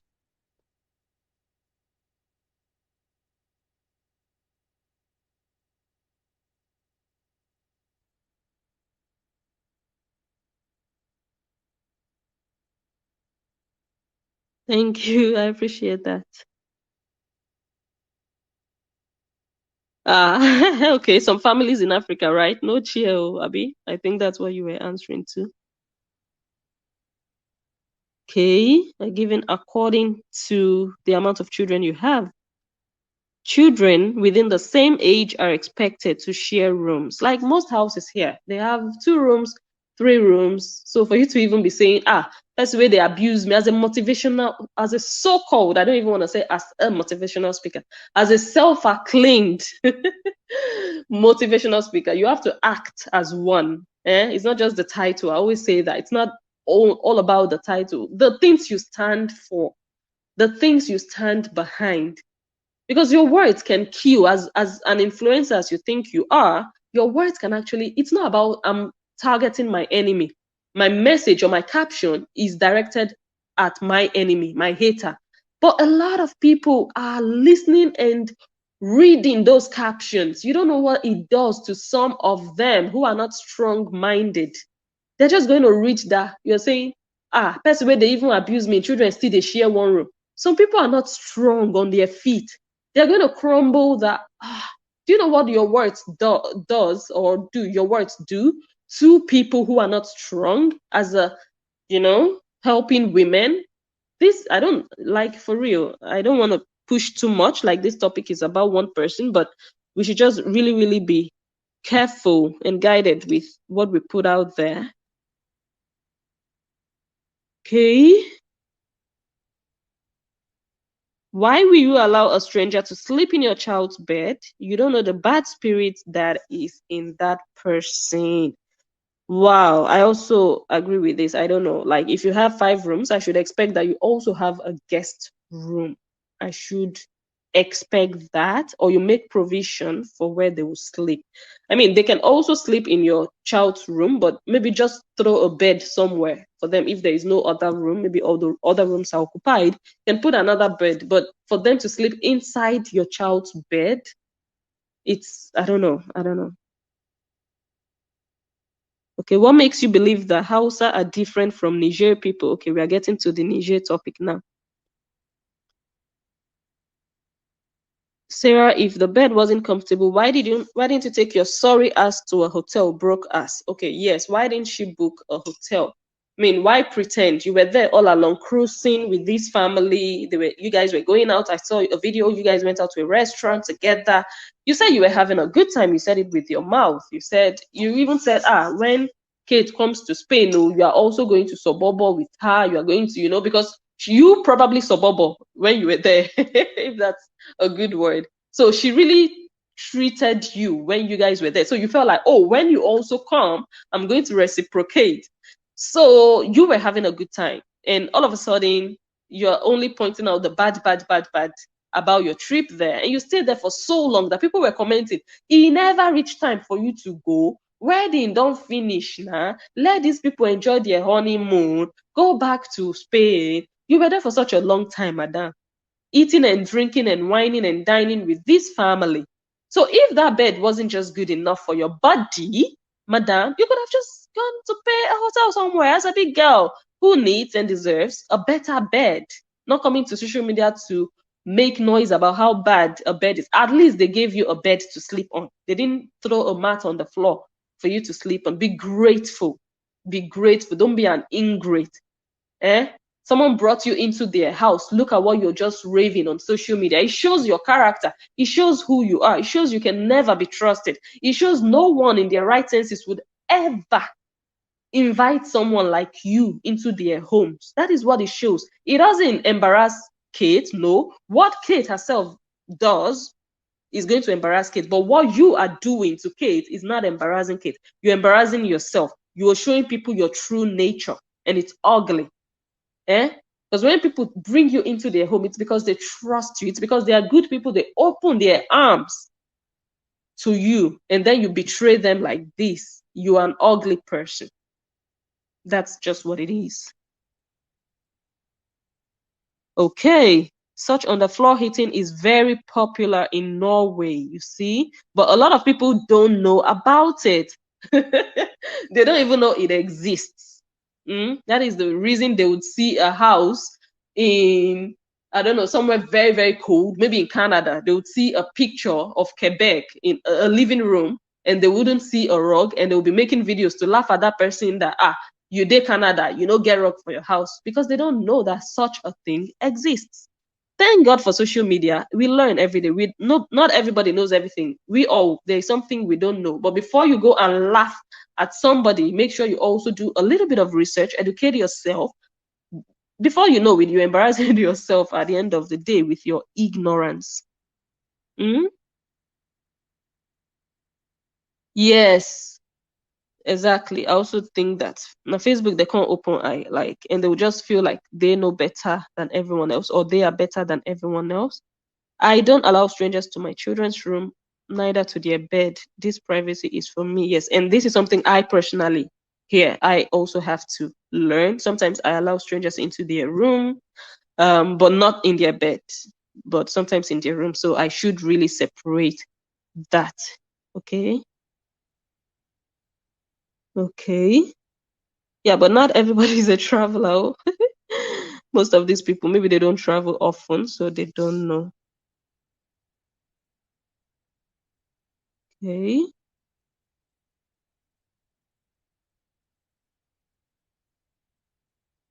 Okay. So at the end of the day, it's just a thing of choice. Some people really love rugs. Like they just want that cozy feeling of, nice rug. But some other people don't. So it's not something to laugh at anyone about. Okay. Hello, Princess again. Thank you so much. Thank you so much. Right. Right. So here is where I'm heading. That's why I like to read comments before to see if there is anybody a bit in my, thinking space. So Rita came up with this story suddenly last night that, Kate's man, her husband is not a Nigerian, no, he's from Niger Republic.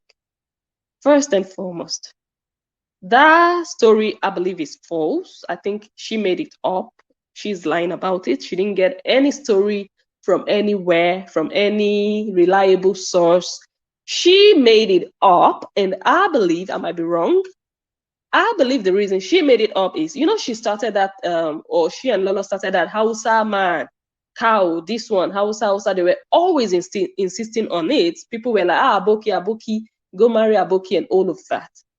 Then people started to point out that at least she's married to a Nigerian. You went far away. You're not even married to a Nigerian, not to talk of someone who is not of your tribe. So your own is even worse, to even be using that one as a saga point.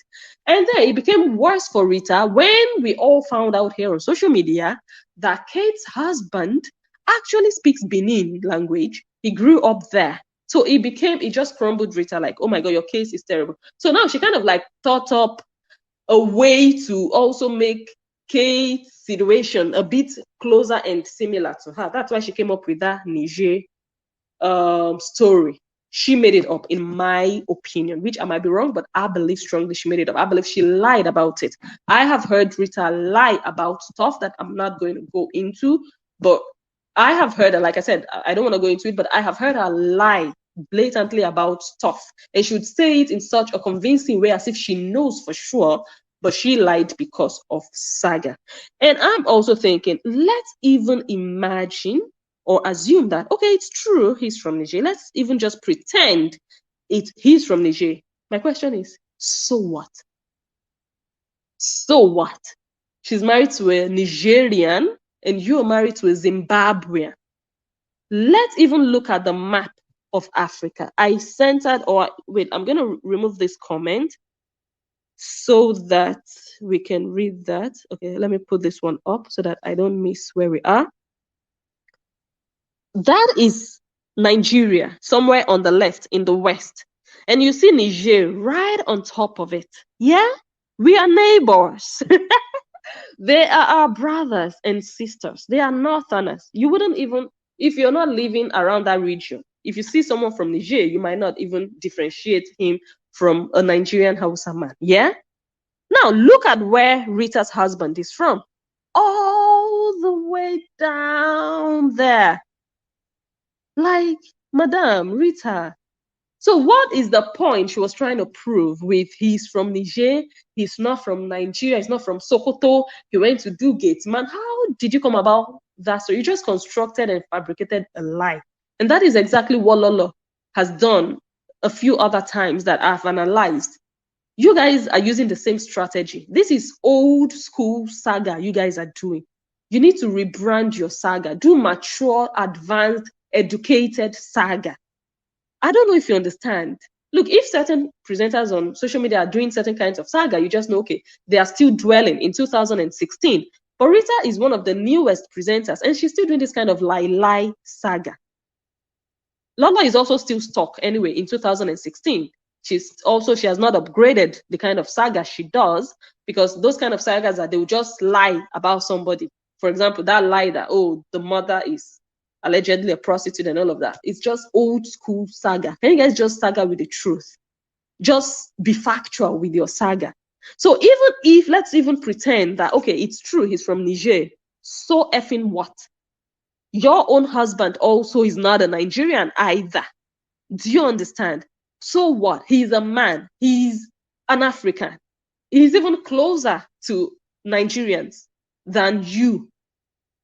Why are you being hypocritical? Why are you guys hypocrites? Like I said, your strategy and Lola's are just so, maybe that's the reason you guys really blend and kind of like get along, because it's just the same. Like something is under your nose, it's affecting you, and you're using that same thing to laugh at someone.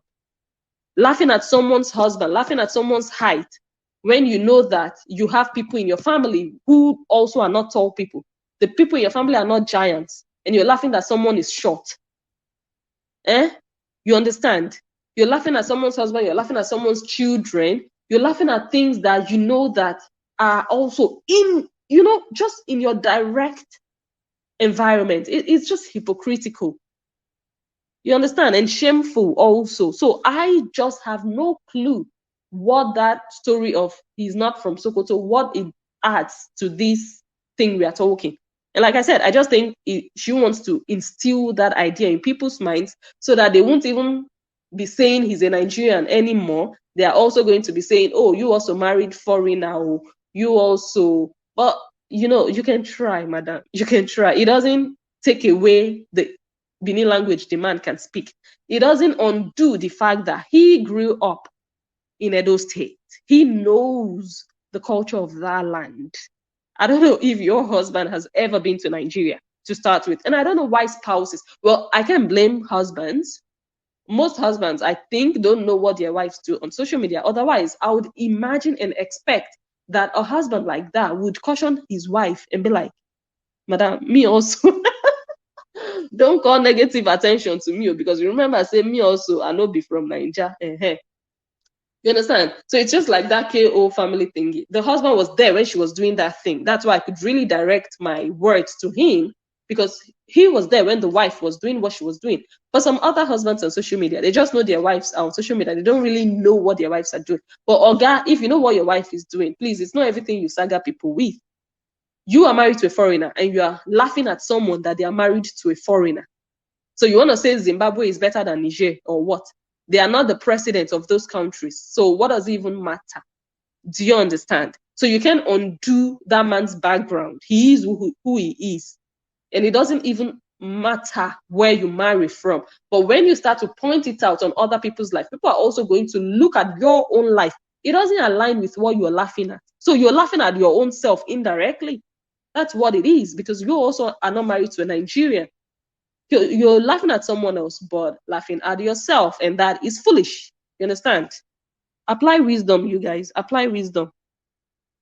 So I just wanted to show you guys how far, like, okay, even if he's a Nigerian, he's still like a Nigerian. Some Nigerians, like these people intermarry, like sometimes like their forefathers are even from Niger, or the other people, their forefathers are from Nigeria. Like they trek from Nigeria to Niger and all of that.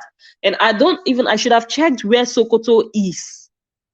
You guys, oh my God, I made that mistake. I should have checked exactly where Sokoto is to see if Sokoto is really across the border to Niger. If someone can quickly check. So if it's not even across the border, that means that story is just useless. So if maybe Niger is maybe towards, where do I see here? Towards, no, it can't be towards that other place. Okay, but I guess you guys get my point. So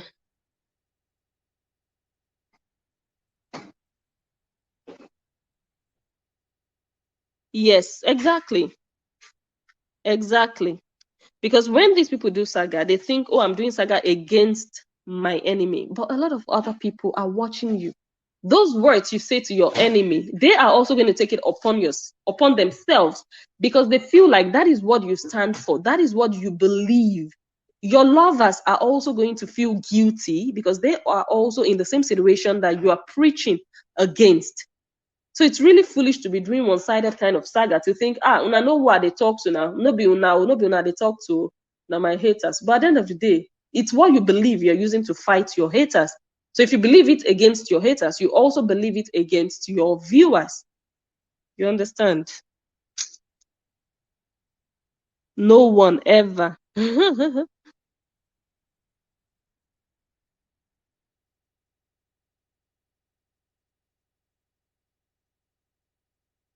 Okay, if Kate's husband worked in Nigerian embassy in Vienna, what passport did he have? Of course, a Nigerian passport. Of course, a Nigerian passport. Someone that was sent out from Nigeria to go and work abroad. He didn't just migrate to go and hustle. The purpose of his emigration out of Nigeria was to go and work at the embassy, from the story we heard. Though, I don't know if that story has been confirmed. No, I think Kate confirmed it. Yes, I think she did a video and she confirmed the story. So if he's not a Nigerian, like that's why I just said this story is just a lie that Rita came up with. It's just a blade. It's just an ugly lie. Like seriously, as big as you are, over 40, and you're still telling baby lies and cheap lies just to make someone look as bad as your situation. And your situation doesn't even have to be bad. That you're married to a man from outside Nigeria doesn't have to be a bad thing. But because you have already presented it as something bad, you're now trying to make another person also look worse. Whereas even you should have even chosen another country, maybe like Egypt or Eritrea. You should have said, okay, the man is from Egypt too. At least that one is still a bit farther away, or Ethiopia. But when you say he's from Niger, it's still good now. Compared to, you understand what I mean. So let us use sense to do saga beg. You see, so it's a thing of choice. Like me, all my house is rug. So yeah, but it must not always be that way.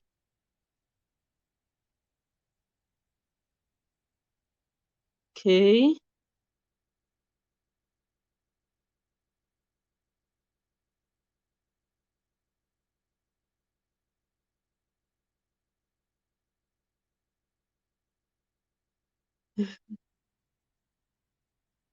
So I'm just trying to read through comments before we round off the video. I hope you all gave the video a thumbs up. If you really, really like everything look, you don't have to agree with everything Blessing said, obviously. But if you just like the sense in it, you like the message, you like the presentation, you like the fact that it is balanced. It is not just to push someone in one corner, but just really to educate, inform, and just tell you guys what is happening, and to also encourage you that please don't let presenters make you feel like you have failed in Europe. Don't let them make you feel that way. So if you like all of that, please go ahead and give the video a thumbs up, like and follow my page. Share the video also if you will, and I really, really appreciate that. I'll just read the last comments and we can say goodbye for today. Yes, you can see the love in his eyes. Exactly. It's clearly Sagake's husband can be from any part of the world. Who cares? As long as he loves her, that's all that counts. Like, it is just, I think I did a video about this before, and I shouldn't even repeat myself, but it just shows that you're not really exposed when you want to laugh at someone based on where they are married from. Like, it's not about compatibility. If someone is in love with you, someone can understand your personality, understand your language even, can relate with you. You've lived with him for years. He was your first boyfriend. You marry him. Is that something to laugh at someone about? And I said, even if everybody wants to laugh at someone, it shouldn't be Rita, who is also not married to an indigene. She's not even married to a Yoruba man. She's married to someone from far away. I said it in that other video. You should be an advocate for diversity, embracing diversity, for inclusion, saying that, look, we are one people. It doesn't matter. What matters is the character. It is the personality. It is not about your color. It's not about your race. It's not about where you come from. You know, that acceptance, she should be preaching it, but rather that just shows that this woman is not as advanced and civilized and exposed as she is. People live abroad, but they still have that. I'm always very careful to say that African mentality, because African mentality doesn't have to be a problem, but they are just not, I don't know, they are not just exposed. They live in Europe doesn't mean that they know better. A lot of people in Africa are even advanced mentally than a lot of people in Europe, because they left Africa, but Africa never left them.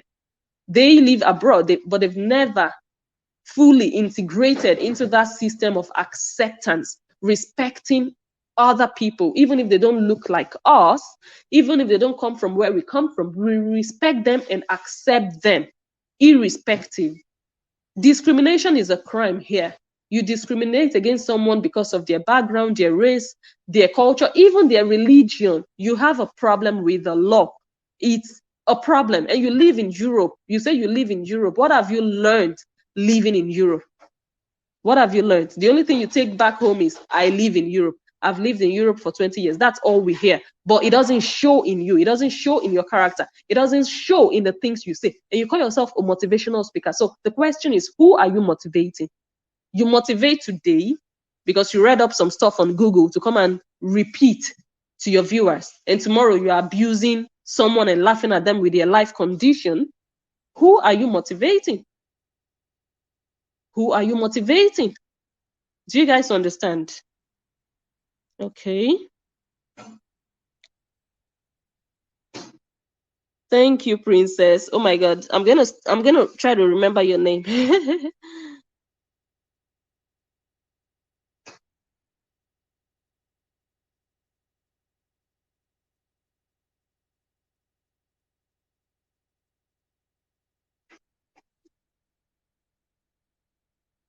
Okay, still reading comments.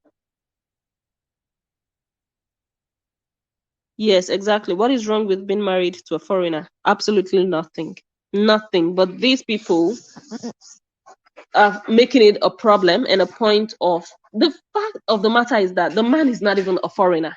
The man is a Nigerian like them, but because he's not from Benin or Edo State, they want to use that to mock her. And it's not even something to mock someone about. Look at the quality of that man's life, not where he comes from.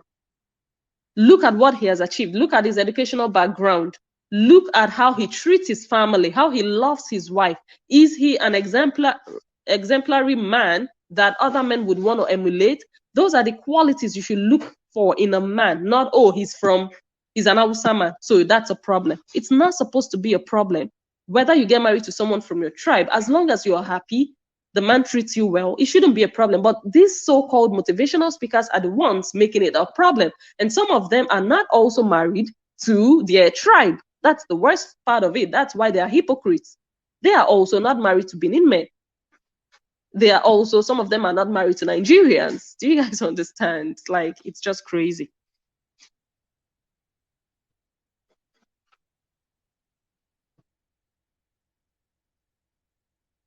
Okay.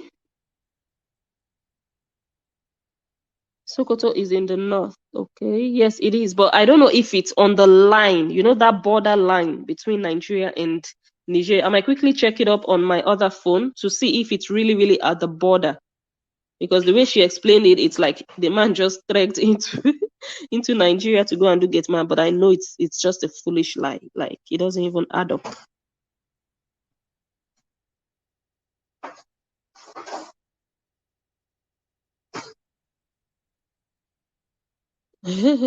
Of course, you guys really, really want to believe that he's not a Nigerian, but he has a Nigerian passport. He has worked as a Nigerian, representing Nigeria in Austria, representing Nigeria abroad, lived in Nigeria, schooled in Nigeria, grew up in Edo State. What are you guys all on about? Like, even if he's not a Nigerian, even if he's from Niger, so effing what? That's the first question I asked.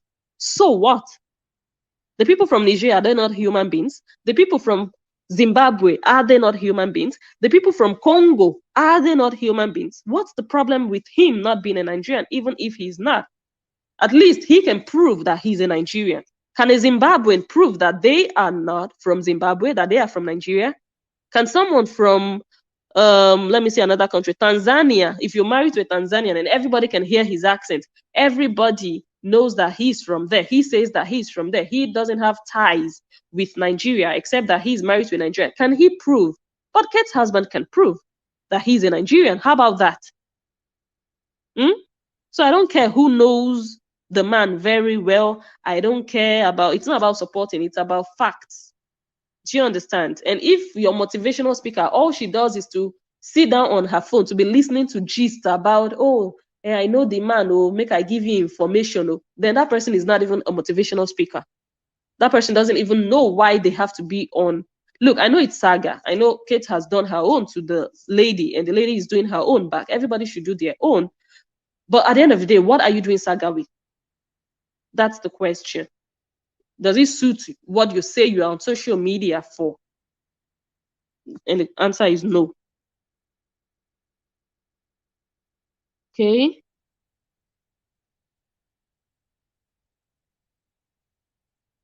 Kate's husband is not even from Niger. He's a pure Hausa man, tall and elegant, and Hausa man who speaks his wife's language very well at that. Can you imagine? I'm sure many Nigerian women would be proud of that, to know that, look, my husband is not really from here, but he speaks my language, But if people don't have that, of course, they'll try to find a way to talk you down and make you also come to their own situation.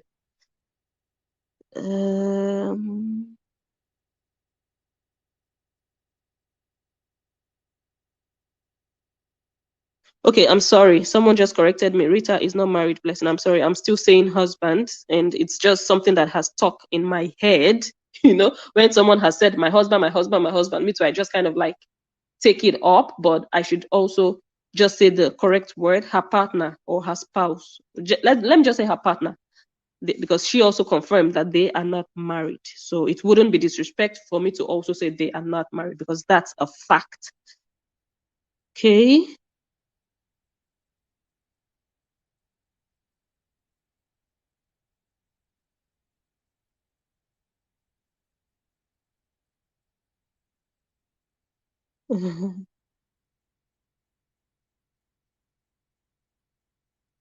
Anybody that works in Nigeria embassy in Europe have diplomatic passport. And you think diplomatic passport is one? It's not just one. It's not like every diplomatic passport is the same thing. The one you bring from Nigeria is the same as the one you bring from the US. No, I believe every country issues their own diplomatic passport to their citizens. So it's not like, oh, he's a Niger man, but he just has a diplomatic passport. He has a Nigerian diplomatic passport. And if I'm wrong, you guys should please feel free to correct me.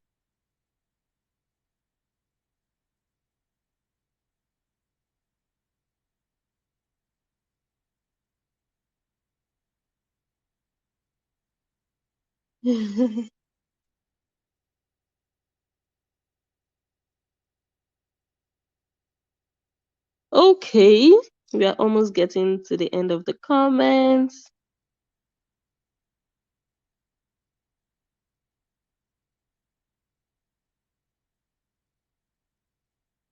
All right. So, yes, I think we've really said and done a lot. Wait, not so fast.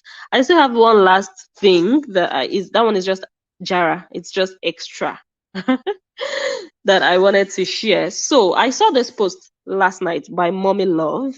She said, "Wetin con dey happen? 4 hours on live streaming, 27 shares, 4,200 views." I can't read that last part because of the comments. Let me remove the comments so that I can read it. Okay. Your mama, juju, and sacrifice on the field. Okay. Let me see. A non-Nigerian person cannot work inside Nigerian embassy. Okay. People are calling them on the phone, giving them false stories about someone, and here they are calling themselves a motivational speaker. I don't understand that. Like, you even have that time in this life to be listening to information. But in this particular case, I don't think anyone gave that madam any information. She just made it up. I really don't think anyone called her to give her this. But I know that, of course, there are presenters who just sit on the phone and just listen to jargons because they just don't have anything better doing. Let me not even digress. I wanted to say something else, but let me just leave that one for another video. Okay, so Mommy Love put up this post, and I was like, okay, so 4 hours, 27 shares, 4,200 views, and all of that, laughing at Rita after Rita did her video. And of course, I know people who don't know the background might think, why is Mommy Love laughing at Rita? But I remember how Rita used to laugh at Mommy Love. Let's really throw back. Okay, we already know this one is not part of it. Our advice of yesterday don't they work small. At least them saga me for 1 hour today, 2K views today. Make I go drink tea. So she constantly kind of like laughed at Mommy Love with views the whole month of December. Like, for me, that also shows childishness. There are certain things you stop doing when you are even 30. Let's not even go into 40. Out of all things, it's views you want to use to laugh at someone. It's about the impact. In case you don't know motivational speakers, and this is actually how you should be motivating people. Don't look for people gathering crowds. People who get motivated by crowds. Oh, 1,000 are watching me, so I'm doing great. No, it's about the impact you leave behind in their lives. It's about how you touch their lives. It's about how you add value to their lives. So it's just very obvious that this lady, Rita, she finds so much importance about views and viewers that there are so many posts that she put up, about viewers and how many people watching.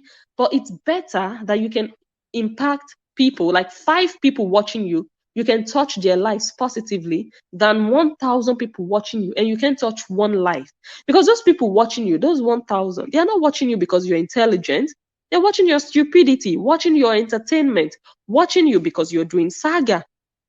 What are you teaching them? Nothing. Do you understand? So don't let it hype you up that, I have so many people watching me. Why are they watching you? What are they benefiting from watching you? What are they taking away from you?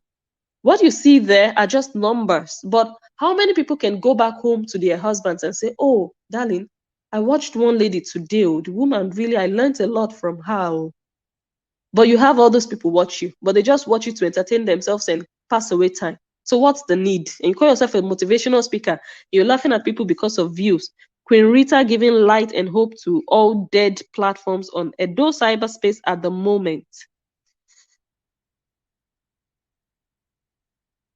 3K views. Here is still Rita. 3K views after 4 hours on live video, sagaring Rita. Then you want me to reply or saga you back. You decrease. So for her, it's just all about the views. 173 shares, 4 hours, 45 minutes with ordinary 5K views since yesterday.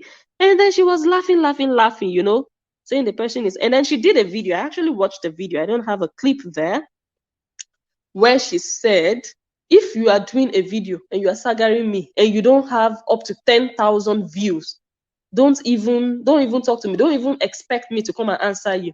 That you cannot have 10,000 views. She was saying that. And I went and looked at her page yesterday. You know, this life, and this life, no balance. So, madam, after 5 hours, 4,000 views. And you were laughing at another person. Eh? At least, let me see. That one, the first one, I think it was this one, 3K views after 4 hours. Yeah.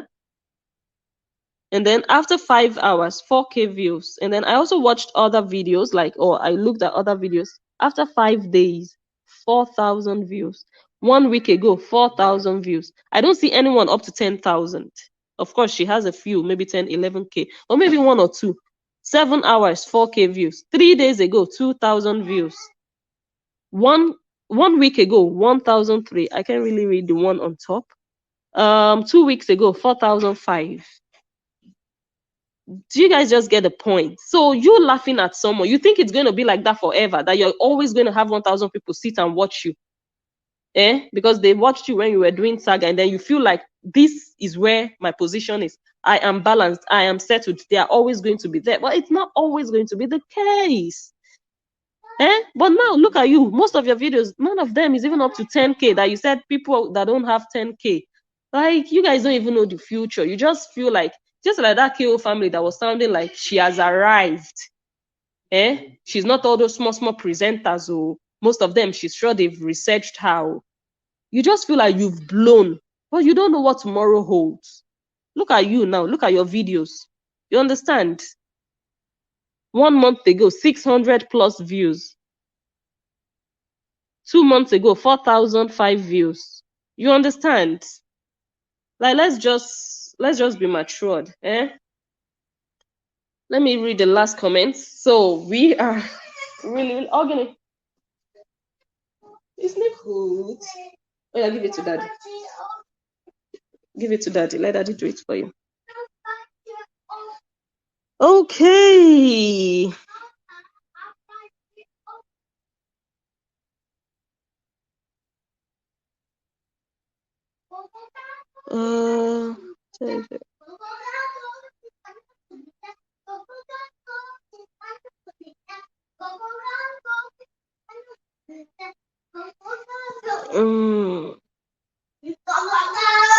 Let me hear what I'm busy about.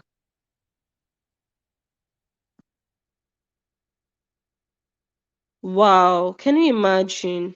Once upon a time on social media, some people had 6K live viewers, but can hardly retain 266 viewers today. That is the point. Social media is so dynamic. It is not static. It is not the same thing every time. One video might do very well, another video might not perform well, but it will be foolish and stupid of you to now want to laugh at another person because maybe a couple of your videos where you were doing saga were doing very excellent. So you're going to think, oh, I'm better than all these other people who don't have viewers. Are those viewers going to be there forever? It's just we call it moment opname, like a photo shot, a snapshot of a moment. So it's not like I have fully arrived. Let me start laughing at other people. And now people are now laughing at you. The same people you laughed at before, they are now reminding you, laughing at you now, madam. 4K views after 5 hours. Which it doesn't really have to be a bad thing, or don't get me wrong, it really doesn't. But those people who laugh at other people, they don't remember that one day it might actually happen to them. You understand, you guys? So it's all about respecting one another. So I think I have come to the end of today's analysis. Oh my God, I'm so happy I was able to do this video today. I will try to come live again very soon in the week. Wait, let me reduce this thingy. Okay. So I'm going to try to come live. Please do not forget to like and follow my page. Please do not also forget to give this video a thumbs up if you enjoyed it. I don't know if, no, Facebook doesn't have thumbs down, right? Or give it an emotion, give it a red head, give it a red head, give it a laugh, give it a care, a love, whatsoever. Just make sure you put something there. Let me know you were here. Your presence is even very, very much appreciated. Maturity is not dictated by an individual age. Yes, many of these presenters, they are over 40, but they are very, very childish in their thinking and in their doings. Unfortunately, very, very childish. It's not about age. I've seen 30-year-olds behave better and more grown than all these older women who have nothing to teach their younger counterparts. Okay. All right. So once again, thank you all for being here. I really appreciate you guys. I love you all. I thank you. I wish you season's greetings. Happy New Year in advance. It's almost time. We have just 3 days to go, yeah. And I hope to still come back live. If I see something happening, I am going to try to come back and analyze. Otherwise, I'll see you guys in the next yes, in the next coming days. So yeah, I think that's really it for now. If there are no more, yeah, happy new year to you all too. I really appreciate you all being here. Thank you so much, Alera. I appreciate it so much. Thank you all. So let me see your engagement. Like when I put up a caption, I always like to hear from you guys, to hear your comments, to hear what you think, because like I said, nobody knows it all. Like we all learn every day. But the thing is, when you know something, please don't force it on other people. Don't think other people who are not doing it your way are not doing well or are not doing the right thing. Different strokes for different folks. We can all do things in the same direction or in the same way. We can advise, but don't force people. Don't make them feel like they are doing wrong. Yes. Yes, stay healthy, everyone. Stay healthy, everyone. So thank you all so much again. I don't want to miss comments. Thank you so much. Sit down, Luke. Nice name. Sit down, Luke. Oh, sit down, Luke. Na person name. Yes, so I'm really going to call it a day. Let me get my final video and I will catch you all on my next one. That's my Oga coffin also. Catch you all on my next one. Bye.